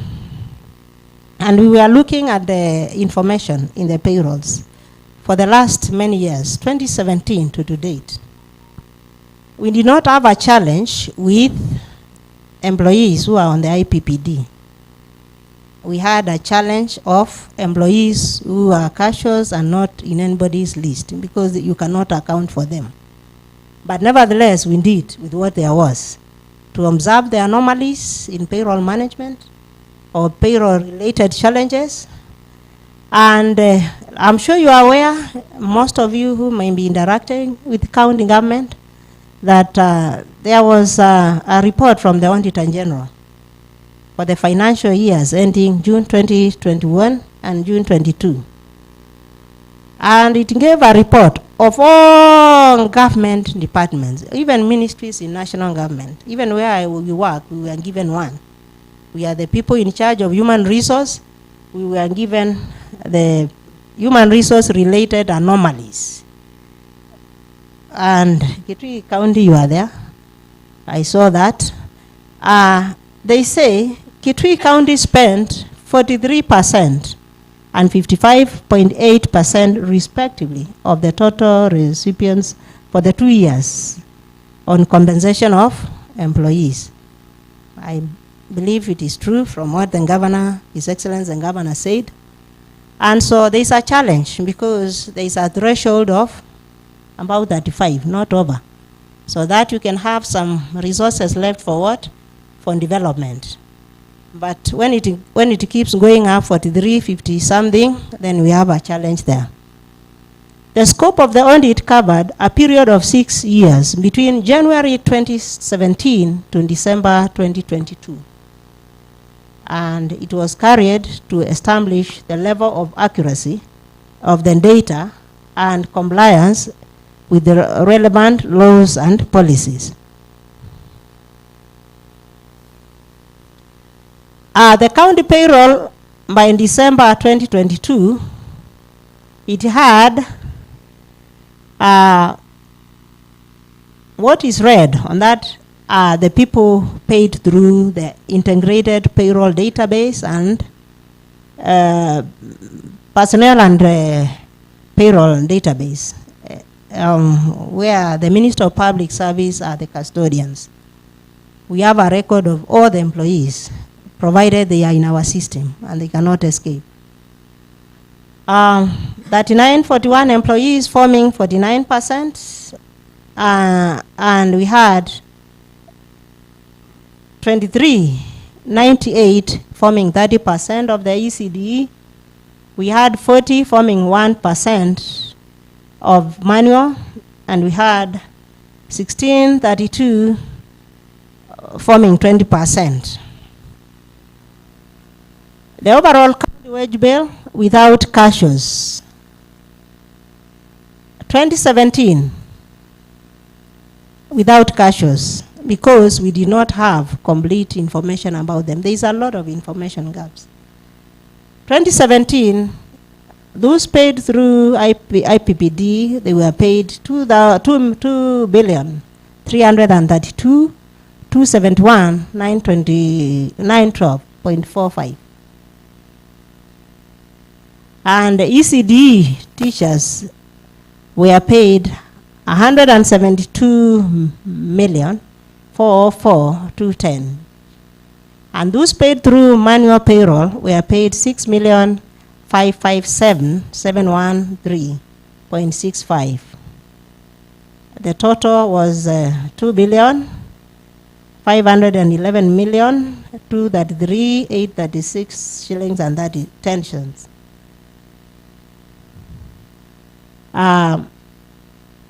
Number of staff on over 5,045.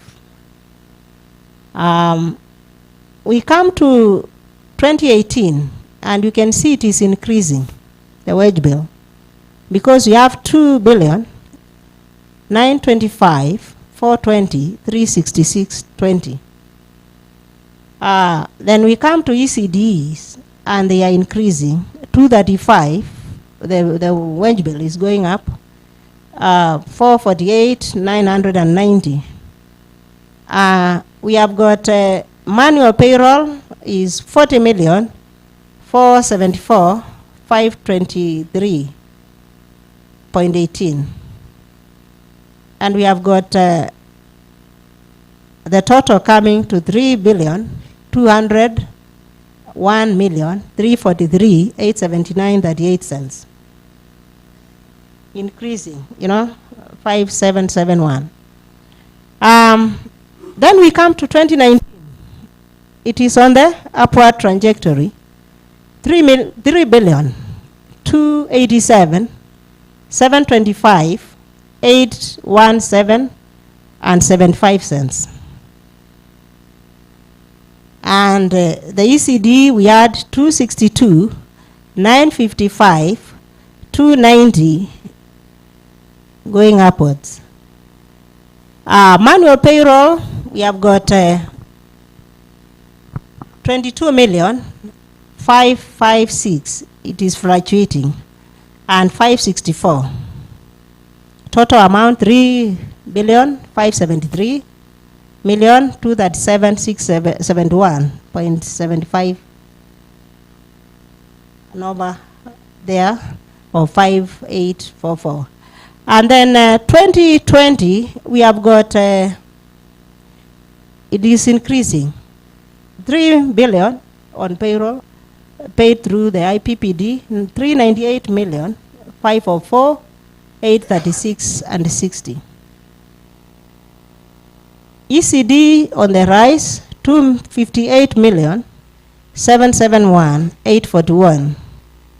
And we have got manual payroll, 7,070,090, translating to 3,659,346,767.60 cents.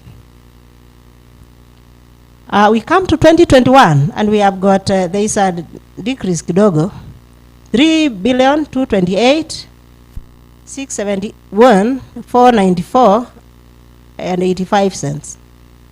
And we have got 272, 227, 147 for the ECD, increasing. Manual on the increase, we have got 28,547,668.87 cents.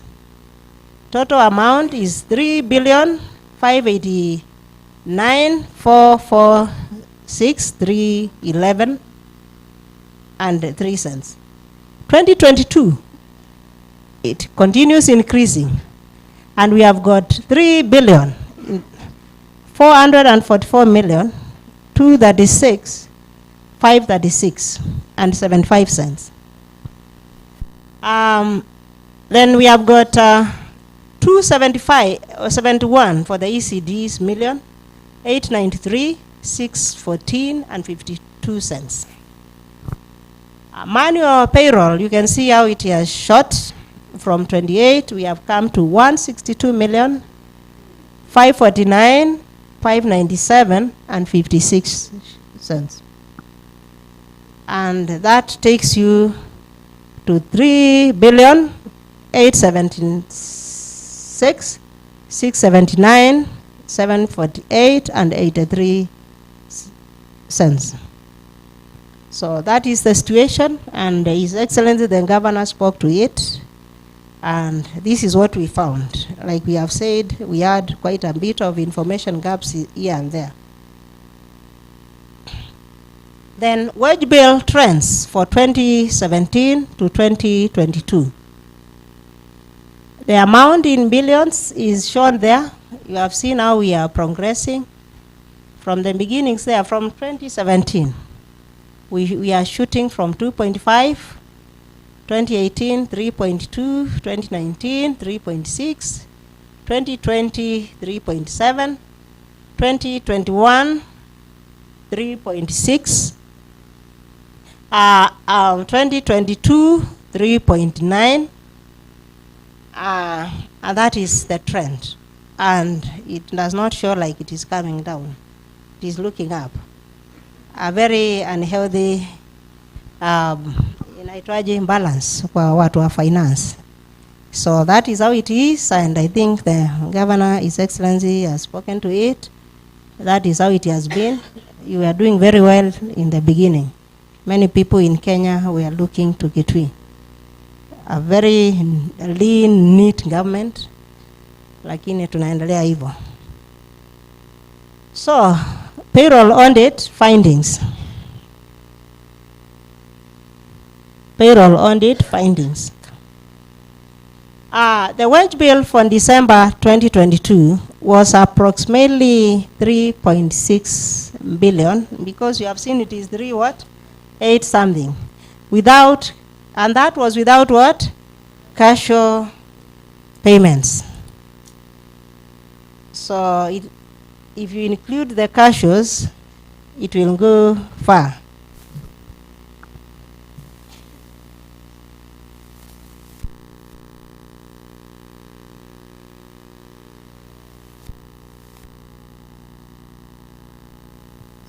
Sorry.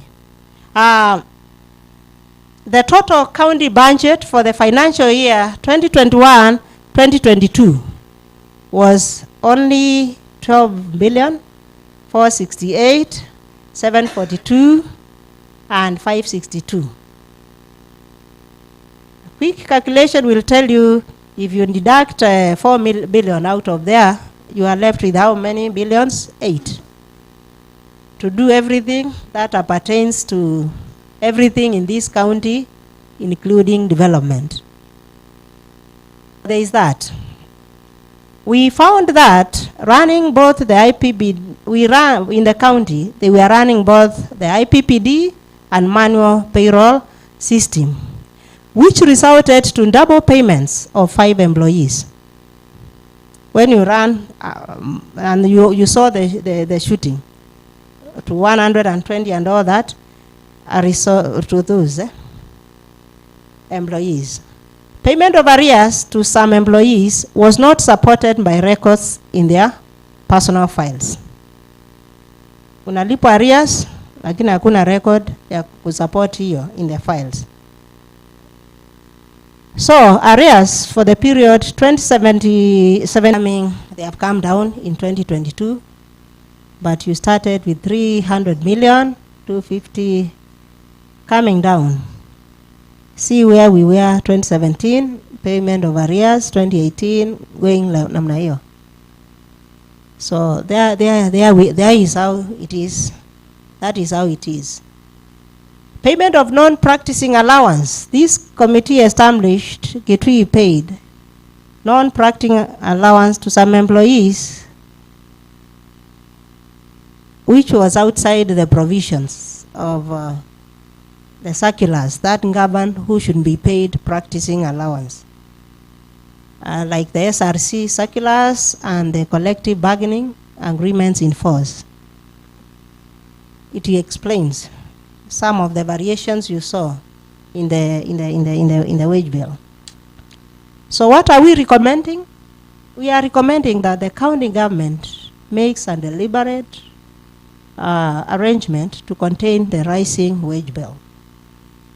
One way of doing that is to stop the manual payroll system manually, because it is prone to abuse. We recommend payment of arrears to staff should only be made to qualifying staff and be supported by appropriate documentation and approvals. Qualifying staff and supported by what? Appropriate documentation and approvals. We recommend payment of non-practicing allowance should only be made to qualifying staff and in line with the obtaining circulars from Salary Remuneration Commission prescribed rates. The county government should initiate measures to recover any regular payments made to staff. Because that is money for Mwananchi and for the people of this county.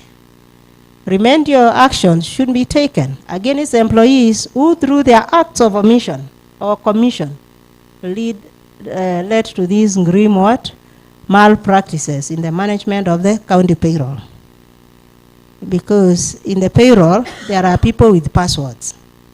Unless you give it out, it is only you who can know how these things get in. There are many things. So we correct this. And another thing is what you saw, having the wrong people in the right places. I think in the wrong people in the right places. The place is right, but you are wrong for it. It can lead to all this. So there are many explanations for that. Then we come to the evaluation of the recruitment process. That was one critical TOR. We have seen the HR audit. We have seen what? The structure. We have seen what else? Here, payroll audit. And now we come to the recruitment process. Like I said, it is only the mandate of the County Public Service Board to recruit. But you have heard the findings. So we carried out an evaluation of processes relating to appointments, training, missions. The evaluation covered the period 2017 to August 2022. And it sought to establish the level of compliance with the relevant laws and policies, existing career progression guidelines for different cadres, among other considerations. The findings on appointments, on training, promotions, and redesignation. Appointments, training, promotions, and redesignation. Redesignation is when, if I'm career X, I want to change from that career to another one. I can redesignate from being a HR officer to a finance officer. But public service is organized, provided you meet the provisions of existing career progression guidelines that are set. A total of 905 officers were recruited for the period August 2017 to August 2022. The County Public Service Board recruited 592 employees without evidence of accompanying requests and confirmation of availability for personnel emoluments from relevant chief officer, and that is actually the National Treasury, from the County Treasury. They are the people who confirm, not even the officers, not the chief officers, because they don't have the resources.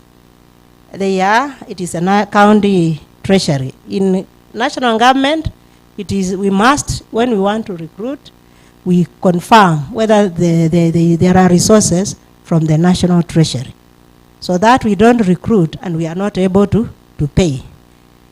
Or we use resources meant for something else to do that. Interns and the subsequent advertisements were inconsistent with the job specifications as prescribed in the given career progression guidelines. When we are recruiting in public service, we are guided by those career progression guidelines. And when we advertise for a job, we develop intents, like the kind of competences we are calling for, the kind of experience in those career progression guidelines. But here we are saying we had cases of intents and the subsequent advertisement being not inconsistent with the job specs as provided in the various career guidelines. We had 13 officers appointed into various positions who were not in the long list or short list of applicants, but appeared for the interviews. And they were interviewed and appointed. We had 148 candidates in various positions who were selected and appointed in excess of the number indicated in the advertisement. I don't think you want to get the reason why your wage bill is like this. We had 2 officers found to hold academic and professional qualifications that do not match the job specifications as per the career progression guidelines. We had that 4 officers across different cadres who were appointed into positions without meeting the minimum requirement as per the career progression guidelines and advertisements that declared the vacancies. What does this mean? When you do that, even if your son or daughter gets that job, you kill your county. You have brought in incompetence.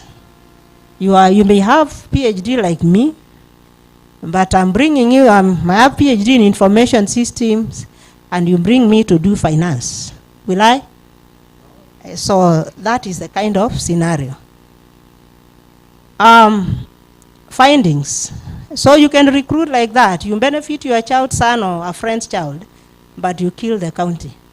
And you kill others. You deny others what? Justice. You know? And the Constitution is very clear, Article 10. And values and principles of public service, meritocracy, professionalism is highly emphasized.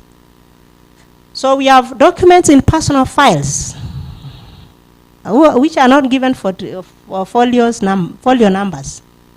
And in public service, correspondence is taken very seriously. When it comes, it is taken to the registry, and that is also another challenge, which I did not say, and filed and given a folio number. It builds the case, you know, you can refer. When we write letters, we refer to a letter dated this, reference this, because of that. But here, when you don't do it, and one reason why this happens is to ensure that nobody tampers with the records. Because if you plug folio 1, which folio 3, which is related to a case in folio 5, then you are distorting what? The history, you know, of such cases. This may lead to loss of important documents relating to officers, since such will not be detected when plugged out. And it is a loophole for what? Corruption. Very high risk area. So 1338 officers within the cadres eligible for common establishment promotions have taken more than 3 years on the same job group without a promotion, because they have attained the promotion ceiling and they don't possess the minimum entry requirements for other careers. They do not meet the minimum requirements for promotion as per the career progression guidelines. This is administrative. It is the HR department to follow this alongside to ensure that such cases are alleviated. Those who need to be trained, when they hit the ceiling of the common establishment, like you can be given DEF, you enter at D, and you can progress over the years up to F. But when you get to F, for you to move from there, you must do what? Certain courses and qualify, attain certain competencies in order to move higher. This is a very big number, and these are very demotivated employees. When you go to the counties, actually, to be sincere, so many of you see so many drunk officers. Right from the headquarters here, we are counting at the hospital here and the ATC. Until some of the employees could be cheering when some mothers come and they are not able to fill a form. When I say, akupata top up. When you hear top up, then we ask them, yes, yes. And it is common. I went to CMPU, and you saw this. Wherever we went, drunkenness is very common in this county. Maybe some of these things could be explaining that. It is a fact. So, we continue. 18 officers were promoted. While not qualified, they skipped job groups in the promotions without evidence of a waiver. Others were promoted twice within a year. Let me tell you, we said, public service is very organized. Public service is what? Very organized. And there are things called waivers. If you must skip a job group, maybe you are very good in certain thing, there must be a request for waiver. And who can waive? It is the County Public Service Board. They need to consult over that. But we have seen people who have fast-tracked. No request for waiver. It is like the law is here, and us who are implementing the law are where? Are here. So this is serious because it is injustice to the others who have been in the system and who may not have that opportunity to be fast-tracked namna hiyo. So serving and qualified officers were not shortlisted for promotional interviews. But we had 34, and the data said when we looked at whatever was required, and qualified external applicants who were shortlisted, interviewed, and appointed to senior positions, blocking upward mobility of serving officers. And this is very demoralizing to our workforce. You kill them, and you wonder what has gone wrong. Yes. Yes. Charger, please. Yes. Sorry for that. I'll get a charger because it cannot move. Yes. So that is the scenario. That is the scenario. Some of the findings I'm getting around the appointment, trainings, promotions, and redesignations. Thank you.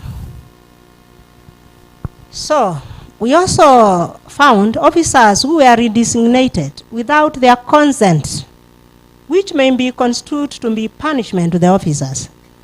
Public service is organized. If you want to change me from management consulting what I do to, let's say, forestry officer, if you see like I qualify to be there, you must, and I must consent to it in writing. But this has been used here in this county to punish officers. You differ with an officer, you in leadership, the next thing you to do is you write them redesignation letters. They can take you to court and you'll be a loser. And you'll pay them. So let's be professional in this. Well, all departments except agriculture did not carry out the minimum 5-day training as prescribed by the Kitui County Human Resource Policies and the Procedure Manual. And nationally, we have got the Human Resource Development Policy 2016. It says at least every officer should get at least 5 days worth of training in a financial year, so that they keep re-energized, they rejuvenate, in terms of skills and other things. But it is only all departments except agriculture did not carry out 5-day training. Agriculture does it even nationally very well. So there's a case to benchmark. And some you don't need money. They can also happen in-house. You bring in people with the competencies where you have identified gaps. They train the officers in a boardroom like this one. But that has not happened. Newly recruited officers and those transferred from other departments do not undergo an induction on their new roles. County senior officials, if you don't induct officials, you create anarchy, chaos, and you don't move far. Because when you induct them, you introduce them to the county, Kitui County Public Service ethos, how and culture, how business is done here. They get to know what they should do or the expectation around the jobs that they have been brought to perform. 72 health professionals were on study leave. 72 health professionals, including 5 medical doctors, who were on study leave beyond the approved duration.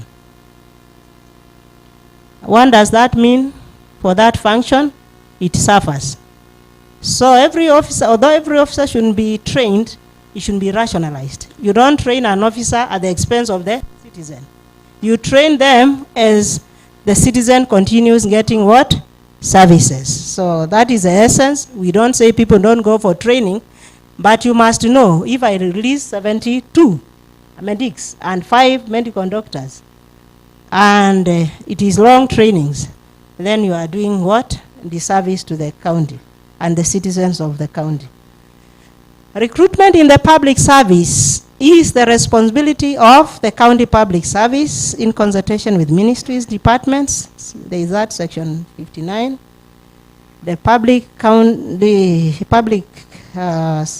county public service board should not undertake recruitment without request for staff by the relevant departments and confirmation of what?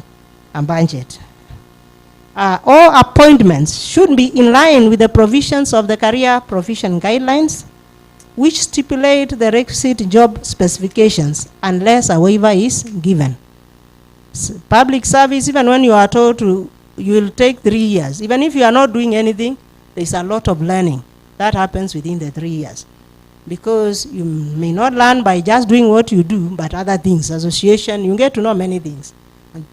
So these periods are important, and we need to be guided by the provisions of the career guidelines. So we are recommending all officers be sensitized on the minimum requirements for promotion as per the career guidelines. Because you sit and you are recruited, you come and sit, you may not be proactive enough to know, or you may not even know whether there are career guidelines, and you sit. And a time comes when you need to be promoted, you have been serving, but you find you have not developed yourself yet. So we say all officers should be sensitized so that they can train themselves where the county cannot afford to train all of them. County Public Service Board, again, to always give preference to qualifying officers already serving within the county public service, because they have chosen to be career public servants. So if you don't give them that priority to benefit from such opportunities, where do they go? So this is important. The county public service should apply section 75 of the County Government Act to address the irregular promotions of employees between September and September 2022. We have said when you promote or you bring an officer who is supposed to enter the service at job group K and or job group J, and you bring that person in at job group M, N and P, because we have seen those in management levels. That person has got no experience to share. Maybe they don't even have the papers. What do they contribute to the county? So irregularities in that County Government Act, it provides for how to address these. So we have those officers who have been parachuted. It will be only fair to the existing employees if they see that being addressed. so that they are happy and they are not demotivated. Redesignation should always originate with an officer making a request. Then County Public Service Board undertakes a suitability interview before the redesignation. I may request to be made a fisheries officer, but when I'm a human resource officer, it is the responsibility of the County Public Service Board not just to honor my application, but first of all to interview me to see whether I'm suitable for the post. Training should involve the county secretary and be demand-driven, cost-effective, and in line with county public career progression guidelines. Because when it is not coordinated well, it is only a few who move from one training to another, while others don't even make it to the five mandatory days in a year to training, even if it is in a boardroom. And to avoid a scenario where people are trained on the same thing. We have had cases in public service where people go for SAMI courses in Arusha. Same SAMI course, year in, year out. Just not because for the knowledge, because of other things. So we are saying there should be this involvement, and training should respond to a felt need, and it should be cost effective. There is need to authenticate the validity of all certificates with the relevant authorized bodies. We saw many certificates. We had no way of confirming how authentic they are. We had many people saying this one last year did not have a master's, but this year has got what? A master's. Getting a master's is not what? A walk in the park or a walk down yes, sawa. So this is very critical, validating these certificates with the bodies. There is the National Qualification Authority and many others. For all the irregularities noted in the process of appointment, promotions, redesignations, and training, the committee, I think we have said that, it's a repetition, invokes that provision. The county should establish and maintain a records and information management system to mitigate risks of loss of records and information. This county is very poor in this, and it was a complaint. You know what, I think I went to about, how many, 4 or something. We went. Hakuna records management. Even when you call for a record of an officer, you struggle to get what you want. I think, having said that, we come to the end of this long presentation, but allow me to do an action plan. Why?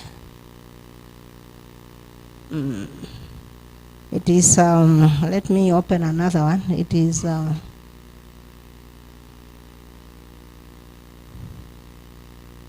it's a Naipali.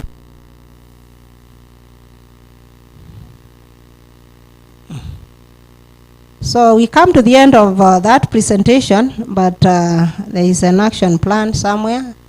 Let me.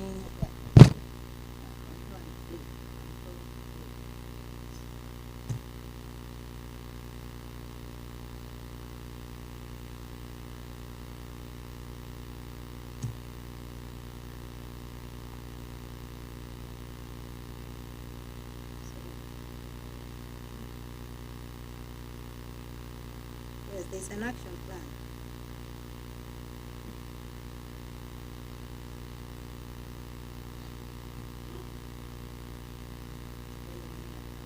Where is it? Where? Where is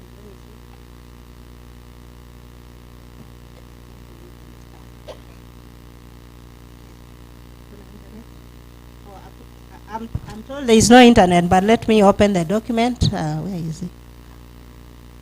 Okay. Okay, it is in my, it is a hyperlink. It's a word. It's a word document, yes. Yeah, that one. Just come. No, not this one. No, it is another one, action plan. Let It come? Has it come? There's no internet. Let's go to work. Let's go to work. I have it in one. It's on desktop. Sorry for that. It is hyperlink. It is not opening. Yes. Presentation here. It is opening. It can, and it is connect here. Iko hapa. Yeah, iko hapa. This way here.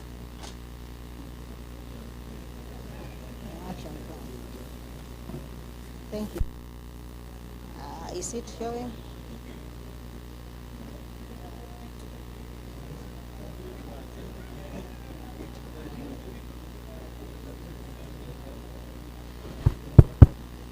Sorry for that. Sorry for that hiccup. We have come to the end of our long presentation, but we were required to do an action plan for some of the things that the county needs to act on with regard to the human resource audit that is touching on organizational structure, staffing, on the HR matters, payroll, the recruitment process, where they are affected, and all that. So starting from how I presented organization structure, the first key recommendation was to implement the proposed organizational structure. I've said an organization that operates without an organization structure is, and you cannot move forward. So we are proposing the first thing should be to implement this. Already we are happy. We have seen implementation of some of our recommendation with ECD and all that. And we are assured the structure implementation will be implemented. So the action is just to implement the structure. And the responsibility is His Excellency the Governor and his senior leaders, officials. This is a high priority and it should start immediately. And what we expect?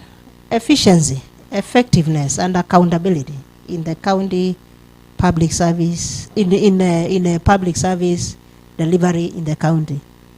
The other one around people is to deploy staff in line with provisions of the organizational structure. We have got very many staff around here, so the first thing is to ensure staff are redeployed according to where their competencies fit within the organization structure. So the action is reorganizing what? Staffing. And it has been reorganized because the departments are not the way they were in the last 5 years. Again, this is the office of the governor, county public service, county secretary and head of public service, the chief officer, public service management and general administration. And it is a high priority. It should start immediately. And this aims to ensure use of staff in areas of their competence and in areas of their competencies and qualifications.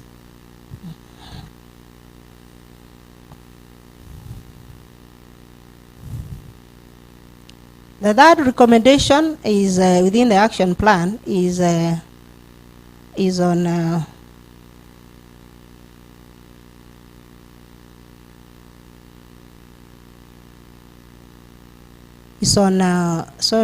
recruitment of staff in priority areas of scarcity. Priority areas of scarcity to facilitate service delivery. And the action is we recruit staff. This is the work of the County Public Service Board in consultation with the departments. And it is high. And it is as budget allows. And this is to ensure efficiency, effectiveness, and accountability in public service delivery. The other one is salary of the 935 employees who did not turn up for the head count be stopped forthwith. And the action is to stop payment, and that is the HR department of the county, and this is high priority. Starts immediately. And it will contribute to reduction in what? Wage bill. Then the arbitrary engagement of cashiers and wage payments by departments without what? Without approval from the County Public Service Board. The action is stoppage of employment. All departments, arbitrary employment. Stoppage of arbitrary employment. And it is by all departments. It is a high priority. It is immediate. It will contain the wage bill and save the county funds for what? For development. And all this one should be done with the approval of and consultation with the board. No, there is another one. Approval. Yes, approval from the board, with the board. Consultation with the board. Processing of cashier payment, payrolls, should be centralized. Cashiers, payment payrolls should be centralized to ensure adherence to the minimum wage requirements, deductions, and remittance of statutory deductions, and also to be able to get a record of which cashiers are employed where, when, for how long. So we centralize. The action is to centralize payment of cashiers, and this should be the treasury, the county treasury, and it is high. It will lead to cost-saving measures, actual cashier numbers established, and actual establishment of actual cashier numbers. Because I said nobody can tell today how many you have.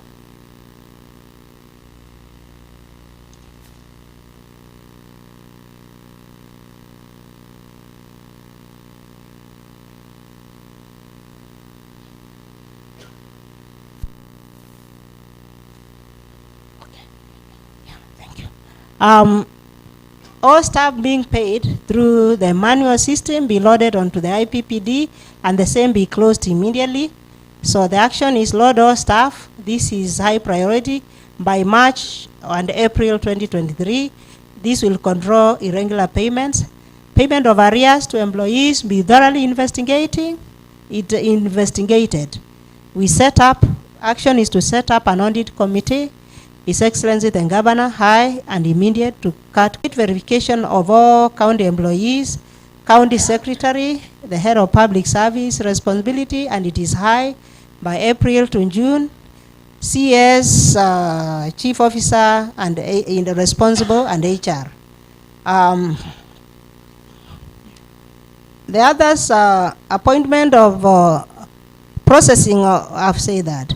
Payment of arrears should be investigated, set up an audit committee, and it is by Excellency the Governor. All appointments should be in line with the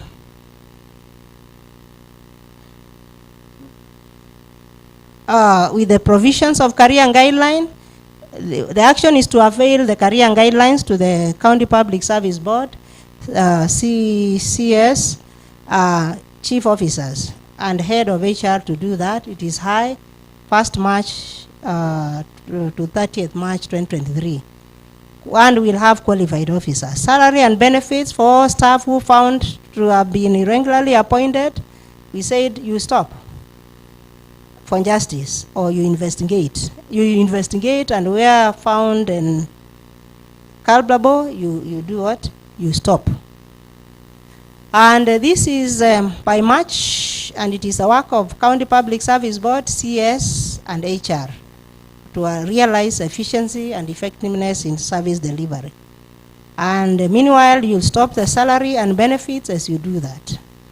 All officers who have who were irregularly promoted from September 20, we said the normal procedure, you can demote them, but the board is guided under Article 75, as we have said.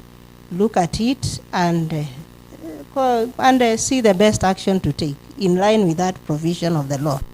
The committee gathered information and evaluated the processes of appointments, resignation,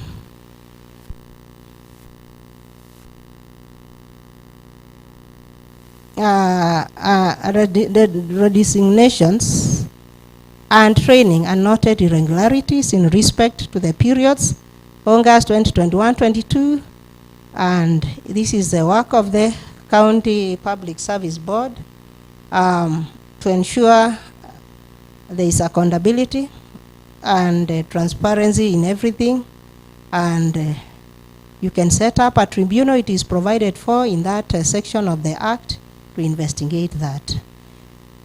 This will assist will go a long way towards boosting the morale of the current employees in the service who feel they have been shortchanged.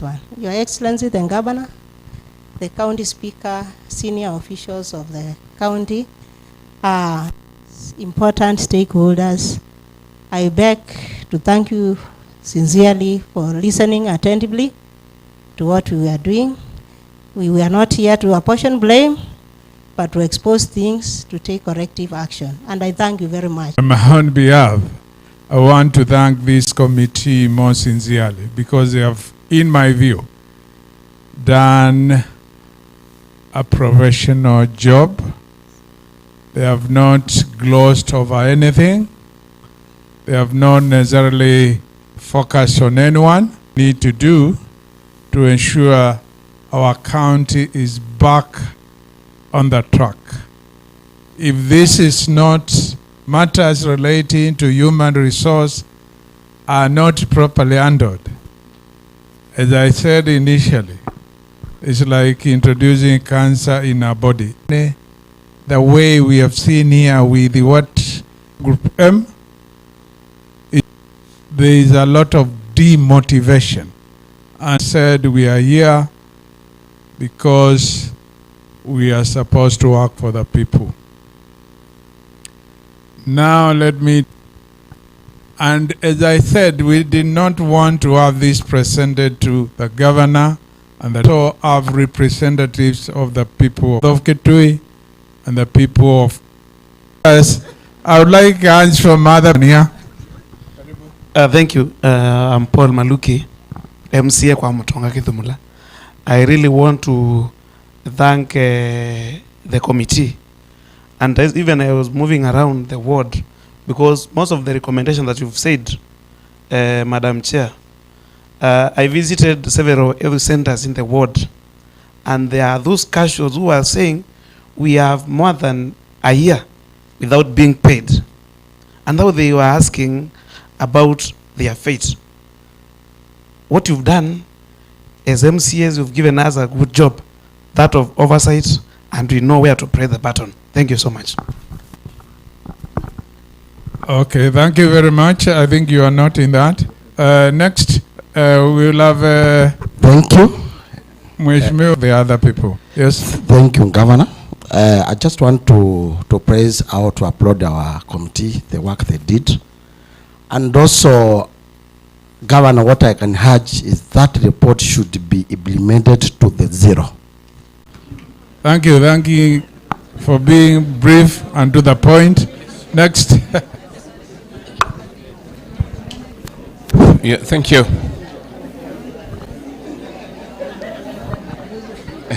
Thank you, Your Excellency. Tusikize mheshimiwa, tusikize swala ambayo atauliza. Karibu. Thank you, Your Excellency and Chair Dr. Muinde. I have seen the gender parity in some areas, like the ECD, it's a bit not really. So are we going to make a deliberate effort and moves to balance? We shall say it's okay, more ladies. The county government, you must give out money to the county public service board. The other question is, why did they not find it important to come up with a recommendation that we should do away with the current public service board and bring in another public service board? Because already we have seen a recommendation that in the payroll department, people will take responsibility. Why is it not that they didn't come up with a responsibility for the County Public Service Board. Thank you so much. Thank you, Daktari. I hope you are noting that. Let's have the gentleman out there.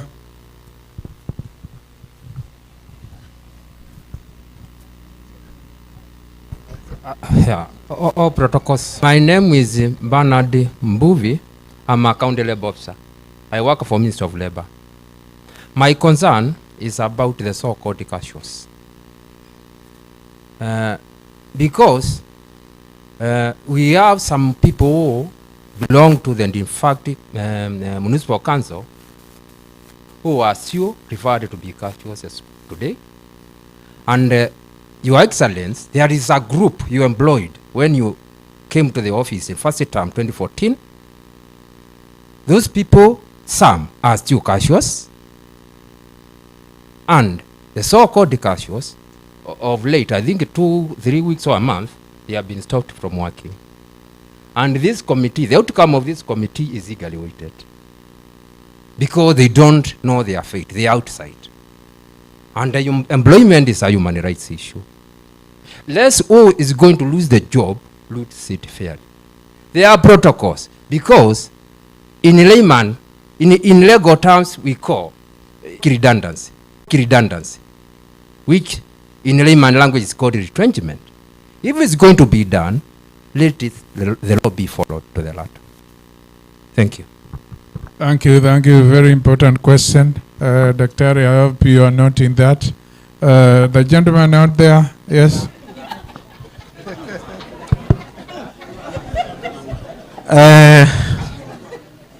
Kwanza ni mshukuru gavana wetu, gavana wa Kitui. Kwa majina naitwa Katiwa Nzoka, nimetoka Mwingi. Mimi swali yangu ni fupi sana. Nataka niulize chair, sio gavana. Umetusomea, tumeona vile pora wako hapa Kitui. Sijui kwanza kama mlikuwa mumealika DCI, kwa sababu tutasoma na tuwaache ama watakamatwa warudishe pesa zetu. Hiyo ndio swali. Thank you very much. I think she is equal to the task. I think tusimame hapo kwa sababu MCAs, okay, Bishop Mwangangi, karibu. Yes, Jambo nyote.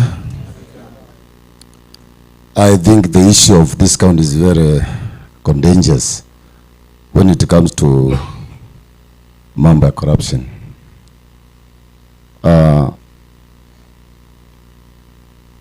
Juzi nimepatana na kijana moja ameshikwa kutoka kwa board. Madisi hawa kaenda kwake, ana kiti, ana chochote anakalia mitungi. Lakini kutoka 2017 wamechukua pesa yake, zile pesa za corrupt zinatumwa kwake kwa ofisi ya board. Ni 17 million. So wakamwambia, sisi hatuwezi kukufungulia mashtaka. Kwanza wewe unahitaji maombi. Sasa akakuja kwa ofisi yangu, nikamuuliza, na wewe nani? Ananiambia, mimi nimetumwa hapa na CND. Kuna nini? CID, DCI. Ulage. Sasa kutoka 2017 mpaka 2022 MP yangu iko na 17 million. Na sasa kwangu wakakuja wakaperusa kwangu, mimi sina kiti, sina chochote, nakalia mitungi, hata nyumba imefungwa. So nikamuuliza, na umeoa? Akaniambia nimeoa na kuna watoto wawili. Sasa mimi sikuwa na pesa, nikampatia pesa kidogo, nikamwambia na basi, nikamuombea, lakini nikamuombea wokovu, maana yeye ni mwizi. Nikamwambia wewe ukija kanisa. Akapea mama 70 shillings. So mimi swali ni kwa Madam Shia, na pongezi kwa kazi nyingi umefanya. Lakini hii board iko hapa Kitui na ajiri watu, iko na wakora wengi sana. Na unajua sometimes your excellence when you speak politics misunderstand us sometimes, but remember Politics is a Greek word from the word policies. We amend policies and we implement policies. Madam Chair, mimi ningependekeza kama kuna page mmebakisha, muongeze hii board yenu nyumbani. Tunawajua, unajua sisi ni wakaaji wa Kitui, na sisi ni pastors, tunaombea watu. Hii board na sio wote, kuna baadhi ya watu wanapora hii Kitui. Wesi Anjiri, huyu kijana alikuwa point man wa system katika board, kupokea pesa za hongo. Tunaelewa Your Excellency. Kwa hivyo Madam Chair, uamenti hiyo report yako, upendekeze board yende nyumbani, na kama sio hivyo utengeneze board nyingine ichunguze hiyo board. Thank you very much.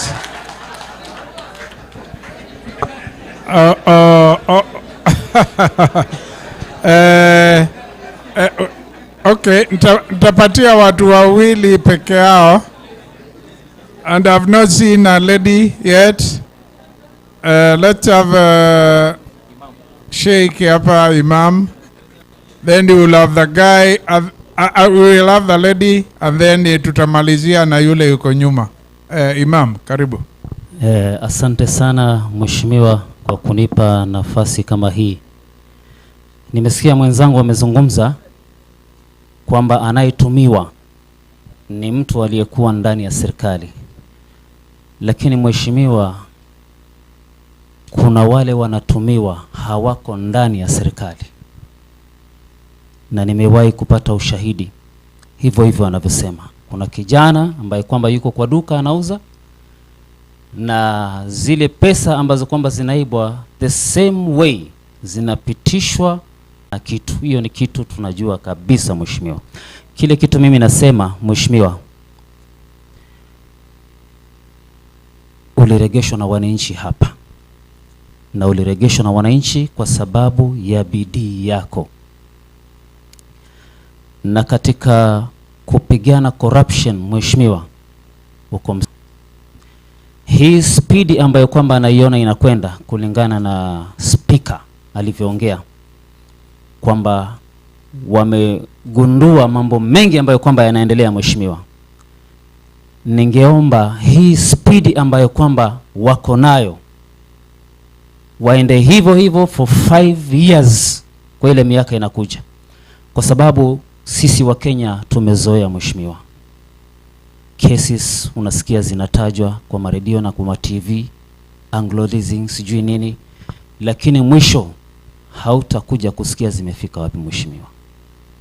Hili jambo hatungependa lipatikane Kitui.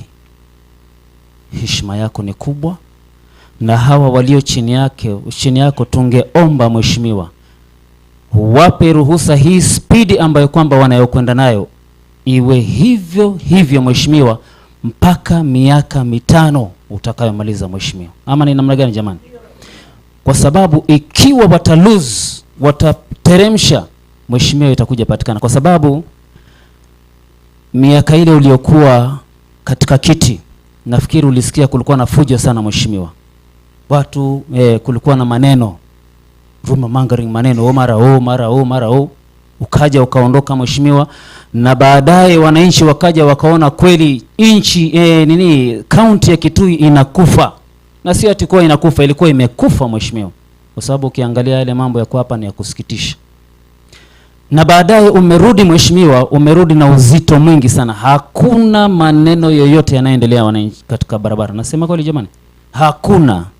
Kwa hivyo tungeomba mheshimiwa, heshima yako kusimama hivyo hivyo, ni hawa wa kusupport na wewe uwasupport. Hiyo speed walionayo ya corruption waendelee hivyo hivyo mheshimiwa mpaka umalize miaka yako 5, na baada ya miaka 5 na uweze kurudi mheshimiwa, kwa sababu sidhani kama kuna mwingine atakuja kama wewe mheshimiwa. Asante sana. Asante sana. I hope you are keeping record of that. Let's have the lady out there. Good afternoon.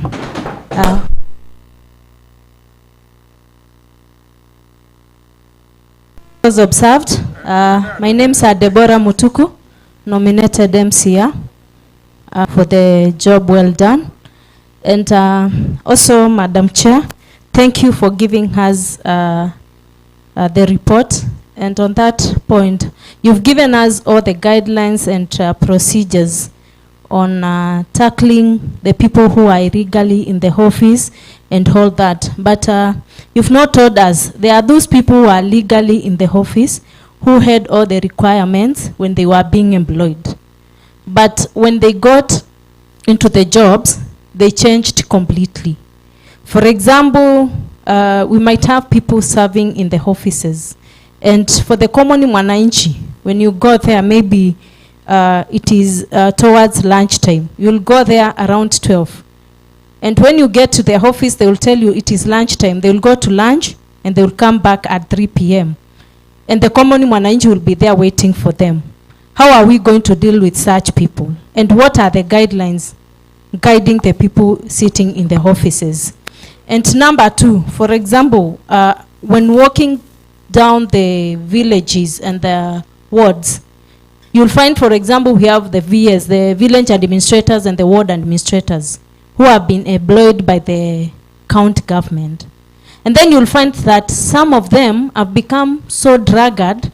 Like these days, I was walking around with one of the MCAs, and we found one of the village administrators sleeping kwa mtaro, amelewa.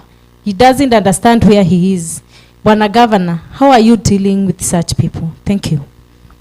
Okay, thank you very much. I'm sure she's naughty. We have to bring this to a close.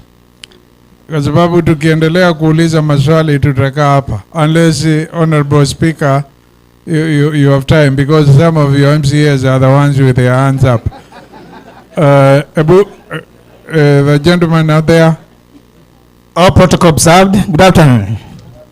My name is David Wambua Tabitha from Moi Ward, speaking on my own behalf and behalf of youth of Kitui as organized secretary. One, I want to thank the committee for a fantastic job and job well done.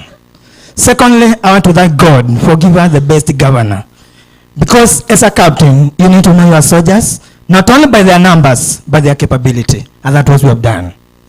Then I have this reservation, or it's my hope and prayer that because the committee has done a very good job, the implementation of that report should be now and immediately. What the people of Kitui want is service. And the service, not only service, but effective and efficient service. This service cannot be achieved by unmotivated workforce. It cannot be achieved by those people who have wanted papers and they are just here. This service cannot be achieved by ghost workers. Kindly, Your Excellency, all people, although the committee has not mentioned anybody, but we have eyes, we are human. We know the people have been implicated. We don't want to see those people immediately. Thank you. Thank you very much. Then we will have two. We have two.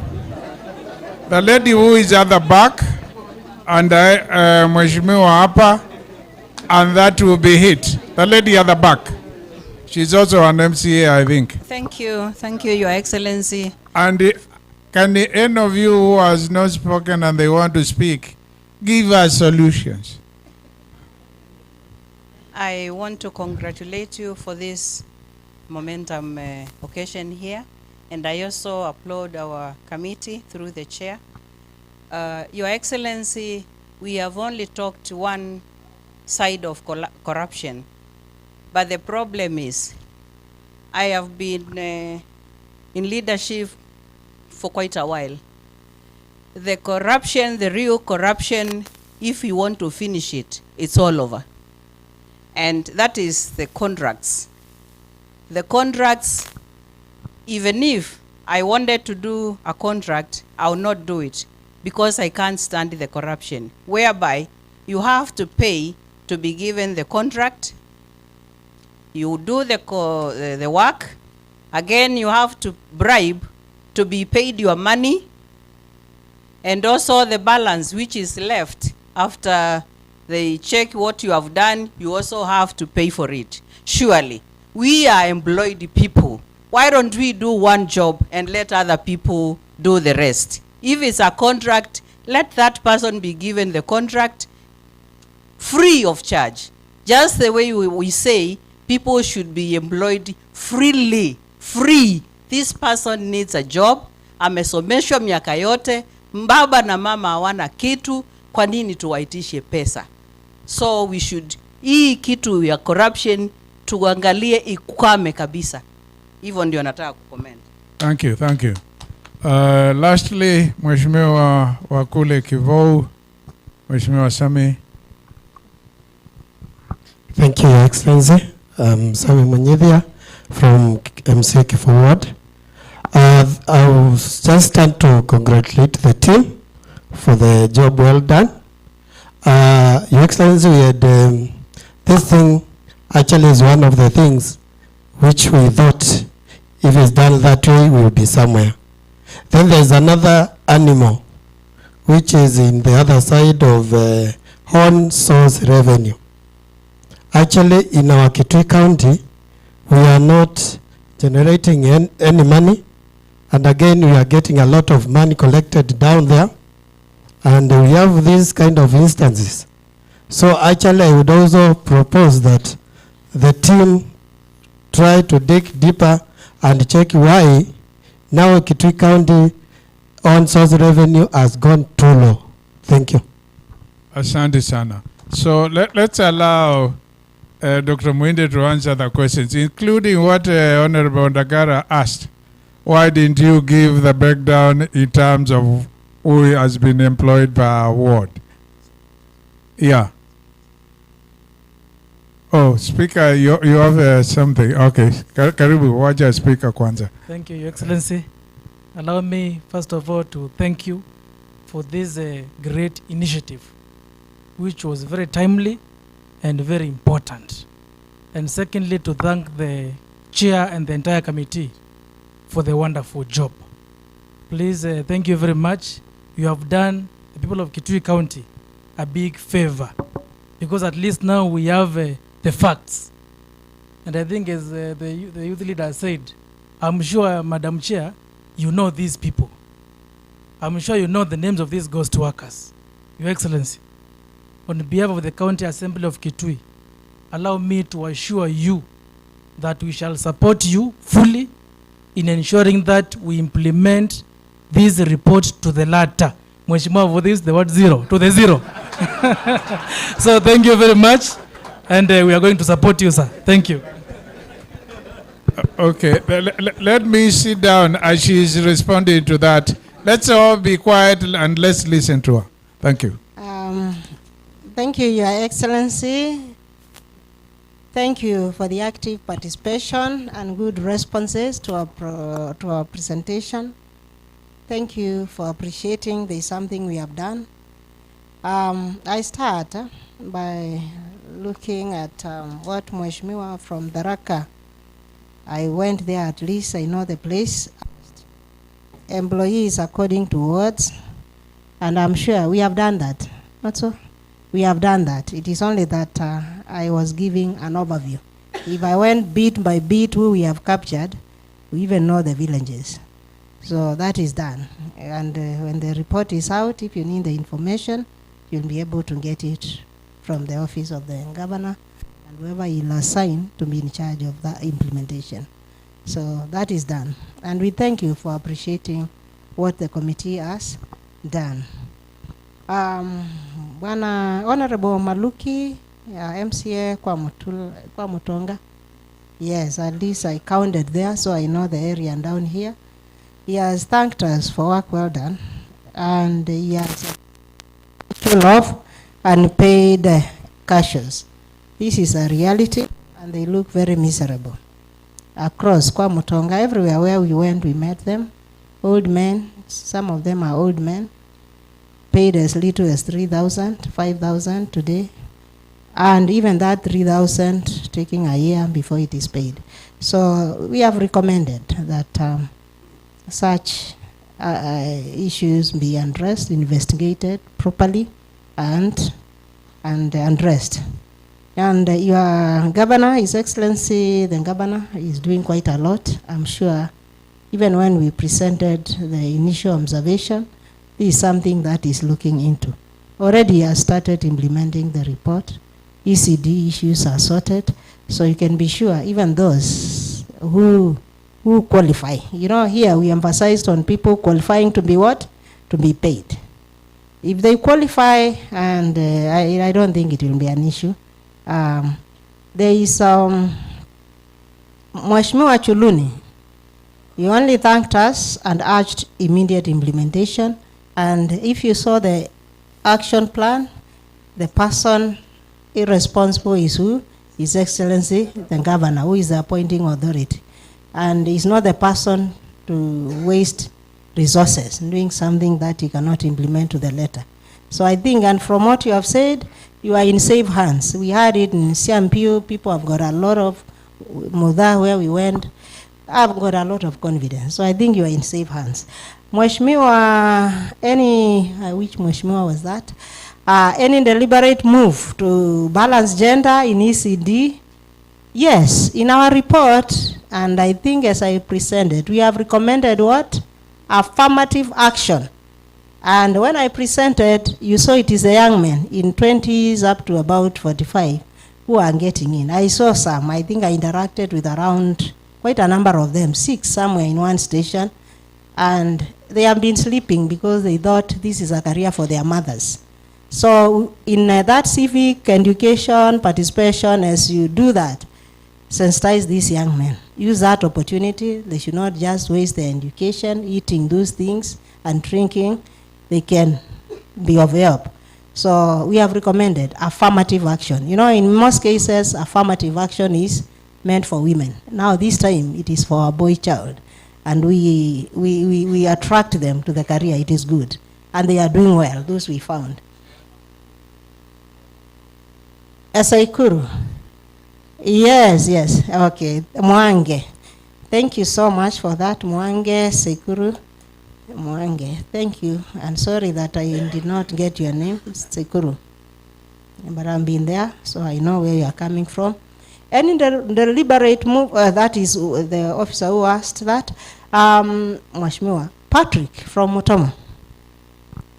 I think yours was it was just an elaboration around the corruption. And you asked quite a good question. Why we did not recommend doing away with the current public service board. And I told you as I was presenting, governments have got what? Systems. And they are got all the mechanisms. We are just in a bad mess because we have avoided the systems set by the government, the policies and regulations, and we have said they have also provided for a remedy to this problem. We have quoted that article. Is it 75, 74? 75. And it provides for that. So it is up to Honorable Speaker and the MCR here. Yes, you are the solution. Enforce what, you know, you need to keep the executive on their toes. You do that, and you demand, you read these acts like His Excellency and Governor has asked, what it provides for, and demand action according to the law. We do things, government works slowly but surely. So I think we have done the best we could under the circumstances. We have recommended, and the solution is provided in the law. And you are the wananchi, you know, you are the beneficiaries of the services, so you know what to ask for. So there is that. So I've said government is a system. County Assembly, you are the watchdog. Be the watchdog. And he has promised that they will ensure it is implemented. Imam, thank you for your contribution. You have also contributed and said that people outside, it is not just people in government. He is just contributing to the whole talk about and issue around corruption. And what he's saying is that it is not just people in government who are being used. And I think there was the case by the bishop, I'll come to it, on corruption by a young man who is being used to spend millions, but he himself is poor. Okay, so here you have commended us, you have commended His Excellency the Governor, you have affirmed that his good work, and I'm sure things will happen. Yes, heads will turn. provided you give him the support and you ensure, you also as wananchi read the laws, see what they provide for you. They protect you and demand for that to happen. And you know, we are civil servants. Those who serve in government, we are called what? Civil. Tumishwa Uma. So we serve at your pleasure. And the Constitution, Article 1, says the sovereignty lies with who? With who? So don't wait for somebody else to come from out there to solve your problems. You have the power and the will. Only that, do it in an orderly manner, being guided by what? By the law. And that is all. Bishop, sorry that I jumped your issue. You still emphasized on the endemic extent, the contentious issues around corruption. And you used the case of the board. The young man who was being arrested for siphoning is a thief. You rightly stated that, because he should have reported, especially when he did it first time and he realized he was getting nothing. Then he should have reported. And it is good you prayed for him and got him converted. We need more converts to fight what? Corruption. And people to understand that when you help somebody to siphon funds from the county, you are siphoning your own generation and future generation. Because whoever you assist will take his children or our children to good schools, yours will never see the light of the day. They will build, invest, they will okay. So it is you, sir, and thank you for that you are sharing. You requested we amend the recommendation to recommend the board be sent home. We have provided for the sections. There is order, and it is provided there. So it is you people as useful stakeholders, and that is why you are here, to read these laws and demand for accountability. So you are Article 1, Constitution, the opening statement, the sovereignty lies with who? You. So it starts with you and ends with who? You. If you agree that to be sucked into this thing, you harm yourselves, your child may get a job. But it will not help if the others around the child or whoever are suffering. There is Ndibora Mtuku, nominated MCR. What do you do with employees who enter the service with right qualifications but don't do what they are supposed to do? I think the governor has provided a solution. You know, why don't they do the right thing? That tells you there is no system for supervision and holding them to accountability. And I think there is a department, not I think, I read the structure myself I've developed. Public Service Management and General Administration. There is the Office of the County Secretary as the head of public service. All these people, there is a lot they can do. There is now Service Delivery Unit, monitoring performance. The institutions have been set. It is up to them now to deliver services to Mwananchi and ensure these employees with the right papers doing nothing are put to task. If you don't supervise them, they don't do it. Sawa sawa.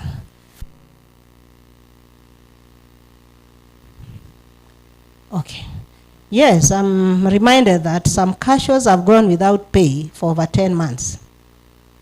Recently, their contracts were terminated. What are you doing to remedy this? I'm coming to that. I think I wrote that question. Yes, and I've said it is in the right hands. The information is there. We have reported this. It is a finding in our reports. So the ball is in His Excellency, the Governor's what? Court. Ni sawa sawa. Provided they are valid employees. We have said, you know, in our presentation, we kept on saying what? Right what? Employees, properly recruited and doing something for the county. So I think I've responded to that. So thank you, and for that. And Deborah, yes, Deborah, I've responded. The system is in place. Actually, the county government is now fully operationalized. ECMs were inducted, and their CEOs last week, they have just come back fresh and energetic, oozing with knowledge. they will do this. They should be able to do their mandates well. And the head of public service, acting head, she's there, and deputy county secretary is there as a head of public service. They have got that responsibility, overarching. And more importantly, the public service management and general administration department, this is their role, and it has been stipulated very clear in the executive order by the governor, and we have outlined their responsibilities to ensure that employees don't just do what they want. So, and then we have recommended that they be sensitized. We realize there is, lack of inaitwa ethos in public service. Ile tu kunjitoa. Najua nimesema this is civil. Kazi ya umma ni kunjitoa. Sio pesa, sio nini, na sio masaa. Ni lazima ukuwe mwananchi. Ikiwa kuna officer, when a citizen comes, hakuna cha kusema uko lunch. You attend the citizen. The citizen comes first. And you citizens, keep them on their toes. It is your right, Article what? 1 of the Constitution. The sovereignty, I say again, whether it is the governor, the president, who lies with the citizen. You are number 1 and first and last, apart from God now, on earth. Sawa sawa, and in Kenya. So the other one is Wambui. There was, you reported a case of drunkenness. How do you deal with this? And we met a lot of this. It is only that we don't want to embarrass people. It is there, but it is because of frustration. For like five years, these village administrators, people in that administration, had almost nothing to do. You go to their offices, they look very miserable. They had nothing to do. Many were designated, sent elsewhere, or transferred here and there. So I think it is a system, and the problem is known here. So we have said necessary action be put in place, taken to ensure that people are doing what they were recruited to do. And I don't think now they can complain. We have got 2 departments, public service management and general administration, and decentralized units, SECEB, and one of the members is, the CEO is one of us. So the governor has done something. And I'm sure things, it will not be business as usual, especially when I look at the people doing that.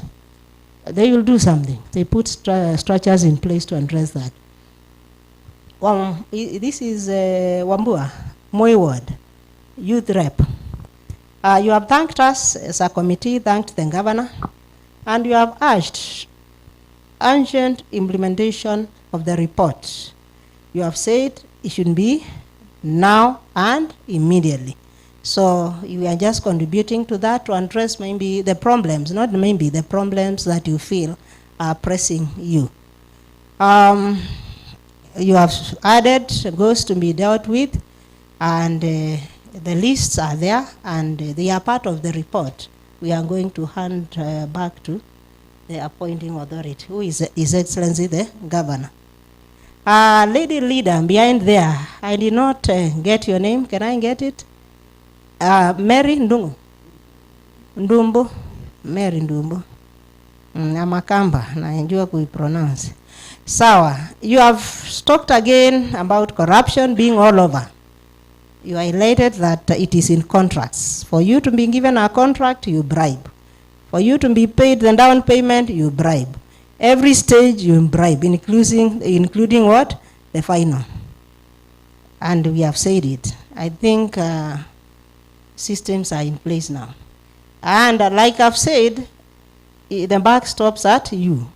Be the whistleblowers. Who is this asking for a bribe for this? The right is yours. Raise these issues. Sawa sawa. If it is public officers, you exchange with them. Then they will come where you are, and you come where they are, and they'll see the difference. So you raise the issues with the right authority, and I'm sure they will be addressed. MCR Kivu Ward, Revenue Department, collection, you have just said it is a nightmare. County, you have said, should investigate such anomalies. And when we were discussing the issue of cashiers, we said one area with concentration of cashiers is what? Revenue collection.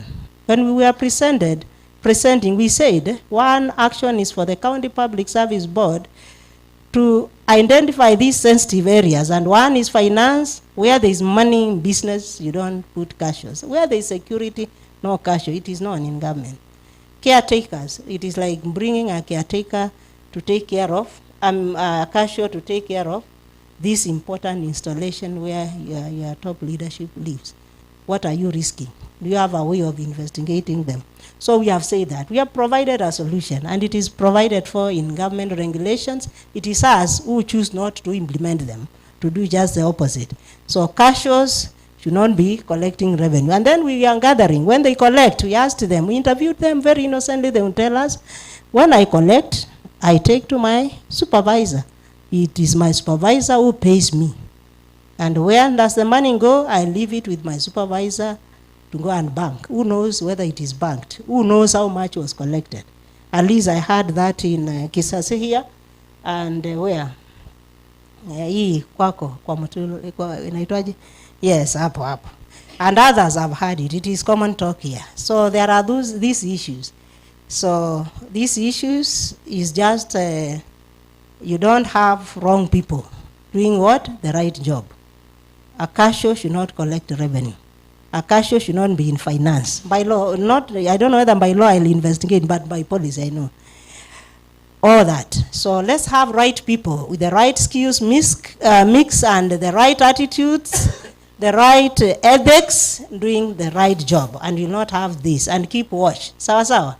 Yes. So, Honorable Speaker, you thanked us for a job well done.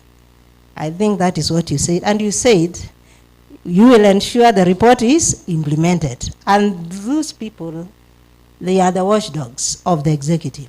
So if you do that, these things will be minimized. And I think I've tackled most of your issues, and I thank you for listening attentively, expressing interest in what we have done. Thank you very much. Things are well. Things are well.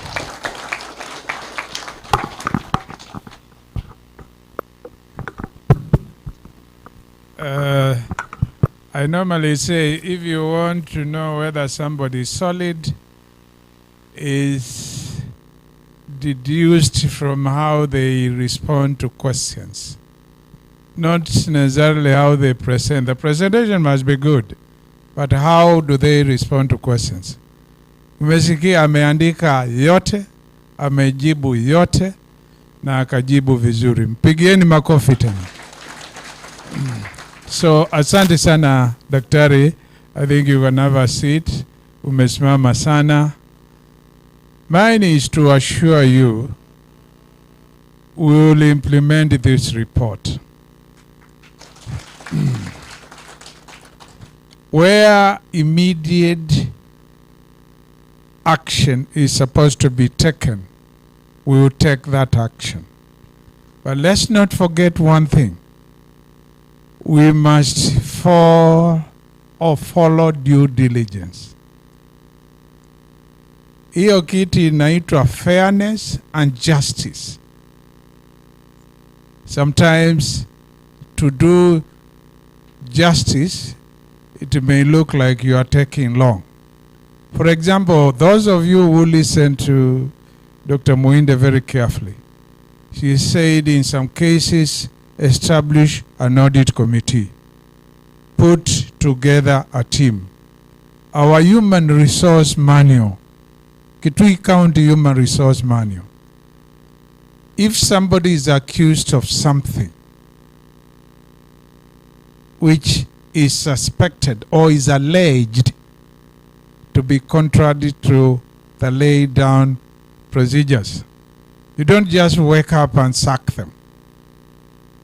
There is what we call due process for fairness and justice.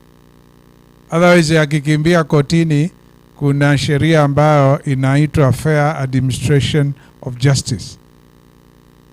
And hata ikiwa hiyo ulikuwa unamfukuzia bila kufollow due diligence, was justified. The courts, and they approved again and again and again, they will throw your case out. So we will follow the procedure, and I want to assure you that where we are required to put a team in order to give those people who are accused of something to have their say. Do you know their say? Hiyo ndio inaitwa fair administration. Ukiangalia, the core of that act is about whoever is accused of something to be given an opportunity to also defend themselves. And once they are given that opportunity to defend themselves, and if we have appointed a committee and they recommend, they have listened to them, they recommend this happens, that will be done. Have I done it before? I did it. Those of you who are here, Bishop Mwangangi, Imam, you remember at some point I set up a committee and I brought in seasoned public officials. I brought in seasoned public officials to be in that committee, and the people who are alleged to have done a number of things, there were 5 of them. They were called by that committee. And the recommendation they gave us is what we followed. And when we removed some of them, walienda kotini, and none of them succeeded against us. Why? Because we follow due process. Where you don't follow due process, it's like mob lynching. Huyu ni mubaya, huyu amefanya, toa yeye, na unaanza kutoa. Akienda kotini, utafika mahali popote. So in some case, we will set up that because there are serious allegations, some of them, and they will need now, we follow the due process as provided for in our manual, because that manual is legal. Hata ukienda kotini, unaulizwa manual yenu inasema nini kwanza. Na ukisimama hapo where the witness, at the witness box, unaambiwa chukua manual yenu ya County Government of Kitui.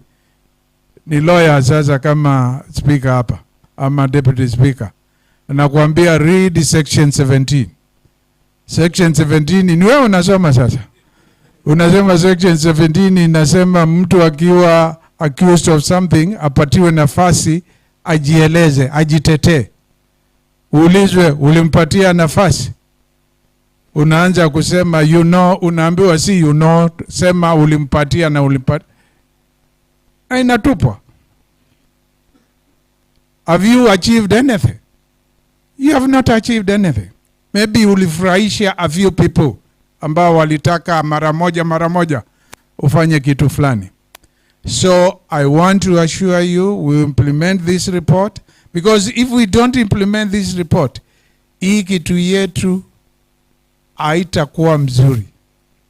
Now we will have failed not only ourselves but future generation to come. But itukirekebisha sasa, itakuwa sawa during our time and during the times of those who will come after us. And that one I want to give you assurance. The only thing I want to seek from you, or those that speak have said that, and some of the MCAs have said that, and even Imam alisema hivyo, it is your support. Saa ingine when we are implementing some of these measures, watu watakimbia huko nje, waanze kulilia. Tunaonelewa because tulikuwa mlengo huu. Si umesikia hiyo? But they want to hide under milengos. And if you are not follow due process, ni wewe you not succeed. Kwa hivyo hata nyinyi, I want to request you, nyinyi muwe as our defenders out there. Don't defend us when we are doing the wrong thing. But don't keep quiet, or you join in because yule amekuwa affected, maybe is your relative, maybe anatoka wodi yako, and so forth and so on. Relatives wake wamekuja kwako ukiwa MCA asubuhi sana. Unaona? Na imefanyika. I was governor here. I witnessed so many things. Mnasikia? Kwa hivyo nyinyi muwe the defender of the right things to be done, so that we can take this county of ours forward. But I assure you, we will do what needs to be done. I'm very happy with the recommendations. Actually, some of the recommendations, I was hearing them for the first time, even some of the figures. Like you heard, we have 925 what? Goats. People who were given an opportunity to come and be counted, and they were nowhere. Now, counting ilifanyika almost 1.5 months ago, 2 months. Na waleo hawajatokea. Na walisikia kulikuwa na county. Na hao watakuja kwenyu kuwalilia.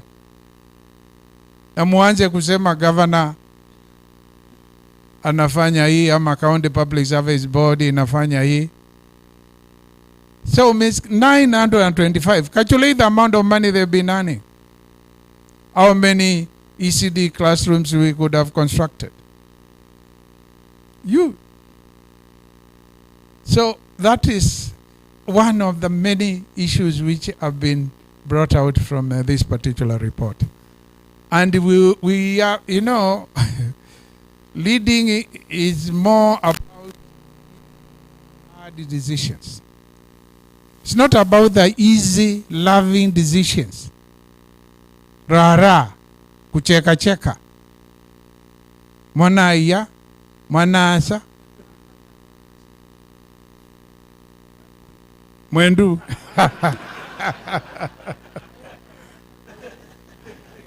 Atuseme hiyo isikuweko iko. But when you are a leader, you have to take hard decisions. Our president the other day, President William Ruto, had to take a very hard decision when he, according to what they told us, Kachagua alisema hiyo during the inauguration day, alisema walikuta empty coffers.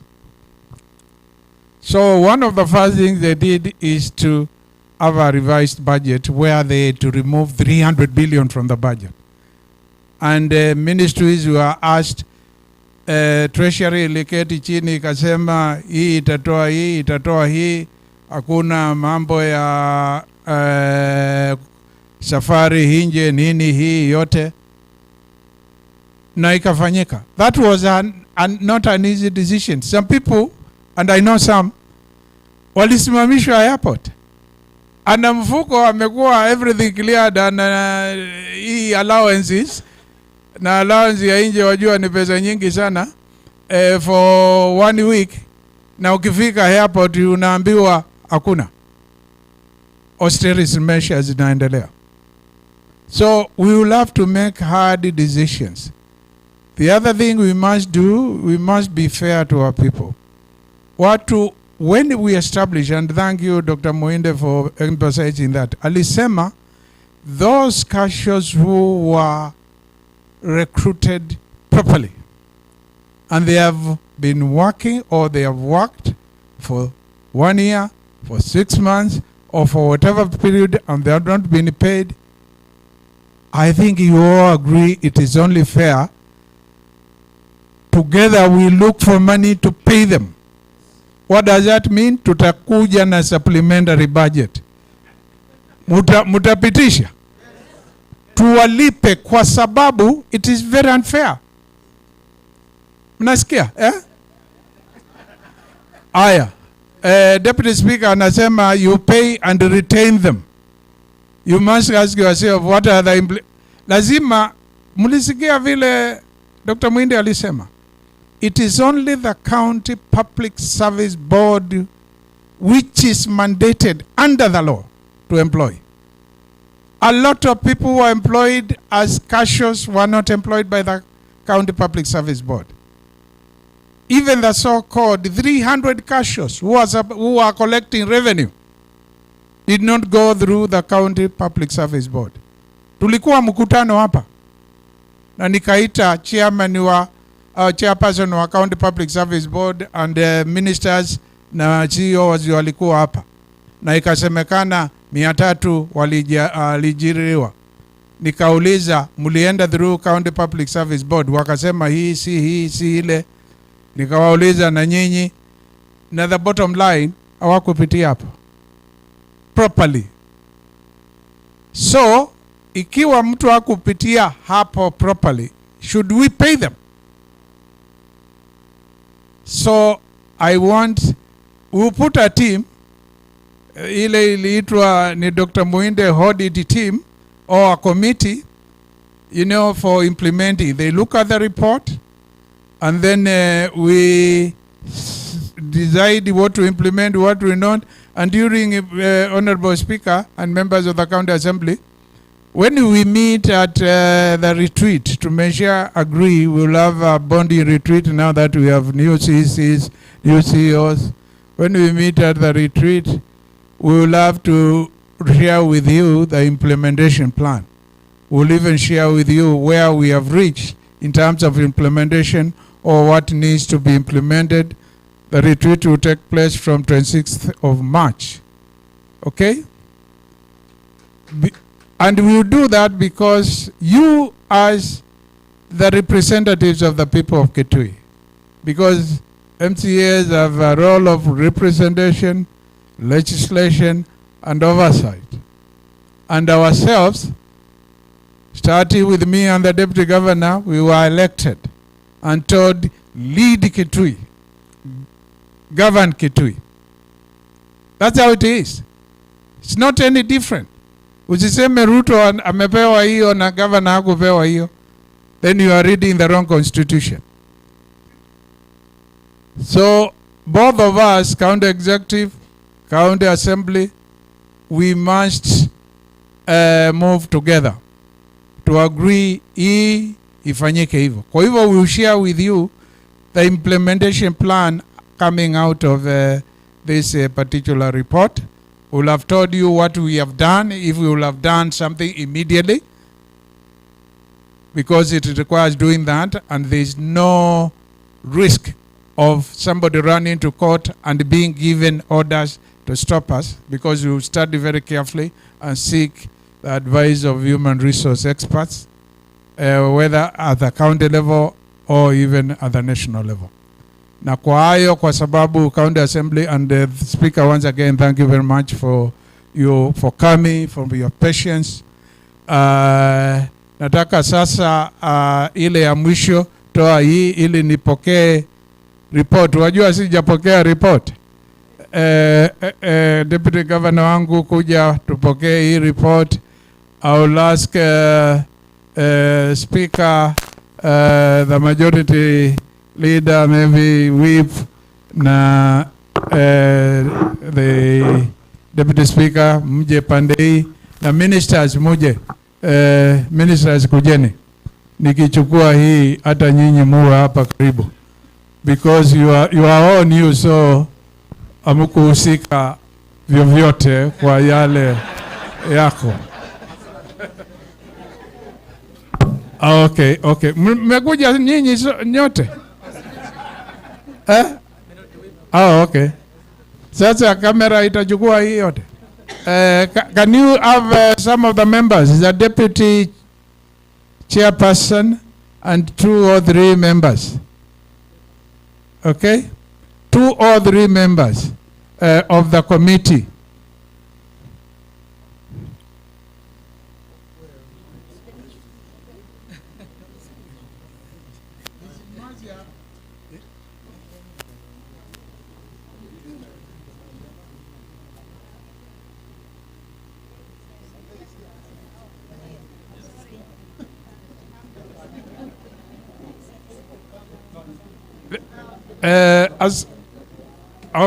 Okay. Sasa, so this is the occasion for the presentation of the report, the official presentation of the report.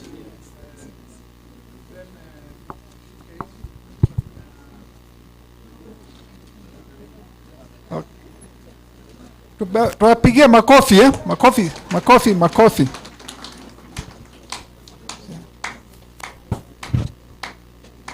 Yeah.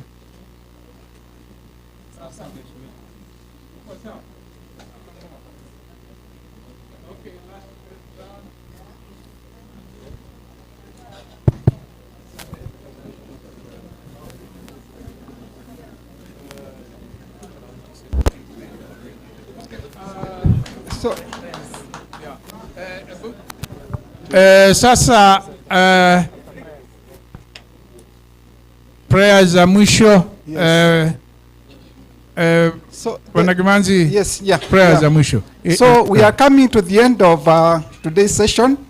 On behalf of His Excellency the Governor, I want to take this opportunity to say thank you very much for accepting the invitation to come to this function, for sitting patiently, making very valuable contributions after the presentation. We now want to receive the closing prayer so that we can leave the function. And this is going to be said by the Right Reverend Peter Mwangangi, Bishop of Holy Ghost Celebrations Church. Welcome, Bishop. Basi tusimame. Father, once again we stand in your divine presence. We acknowledge your majestiness and your supremacy and your lordship. We want to appreciate you, God, for the tremendous breakthrough we had in this meeting. Thank you, God, for the governance of this county. Thank you, Lord, for the people of this county. We ask you, God, beyond the remaining hours, we ask you, God, for the journey mercies and your divine protection. Prosper this county, God, as we continue. Prosper the communities and be with us, Lord. In the name of the Father, Son, and the Holy Ghost. Amen. God bless you. So we remain standing so that we can usher out our governor, and then the rest of us can follow after the governor has left. Yeah.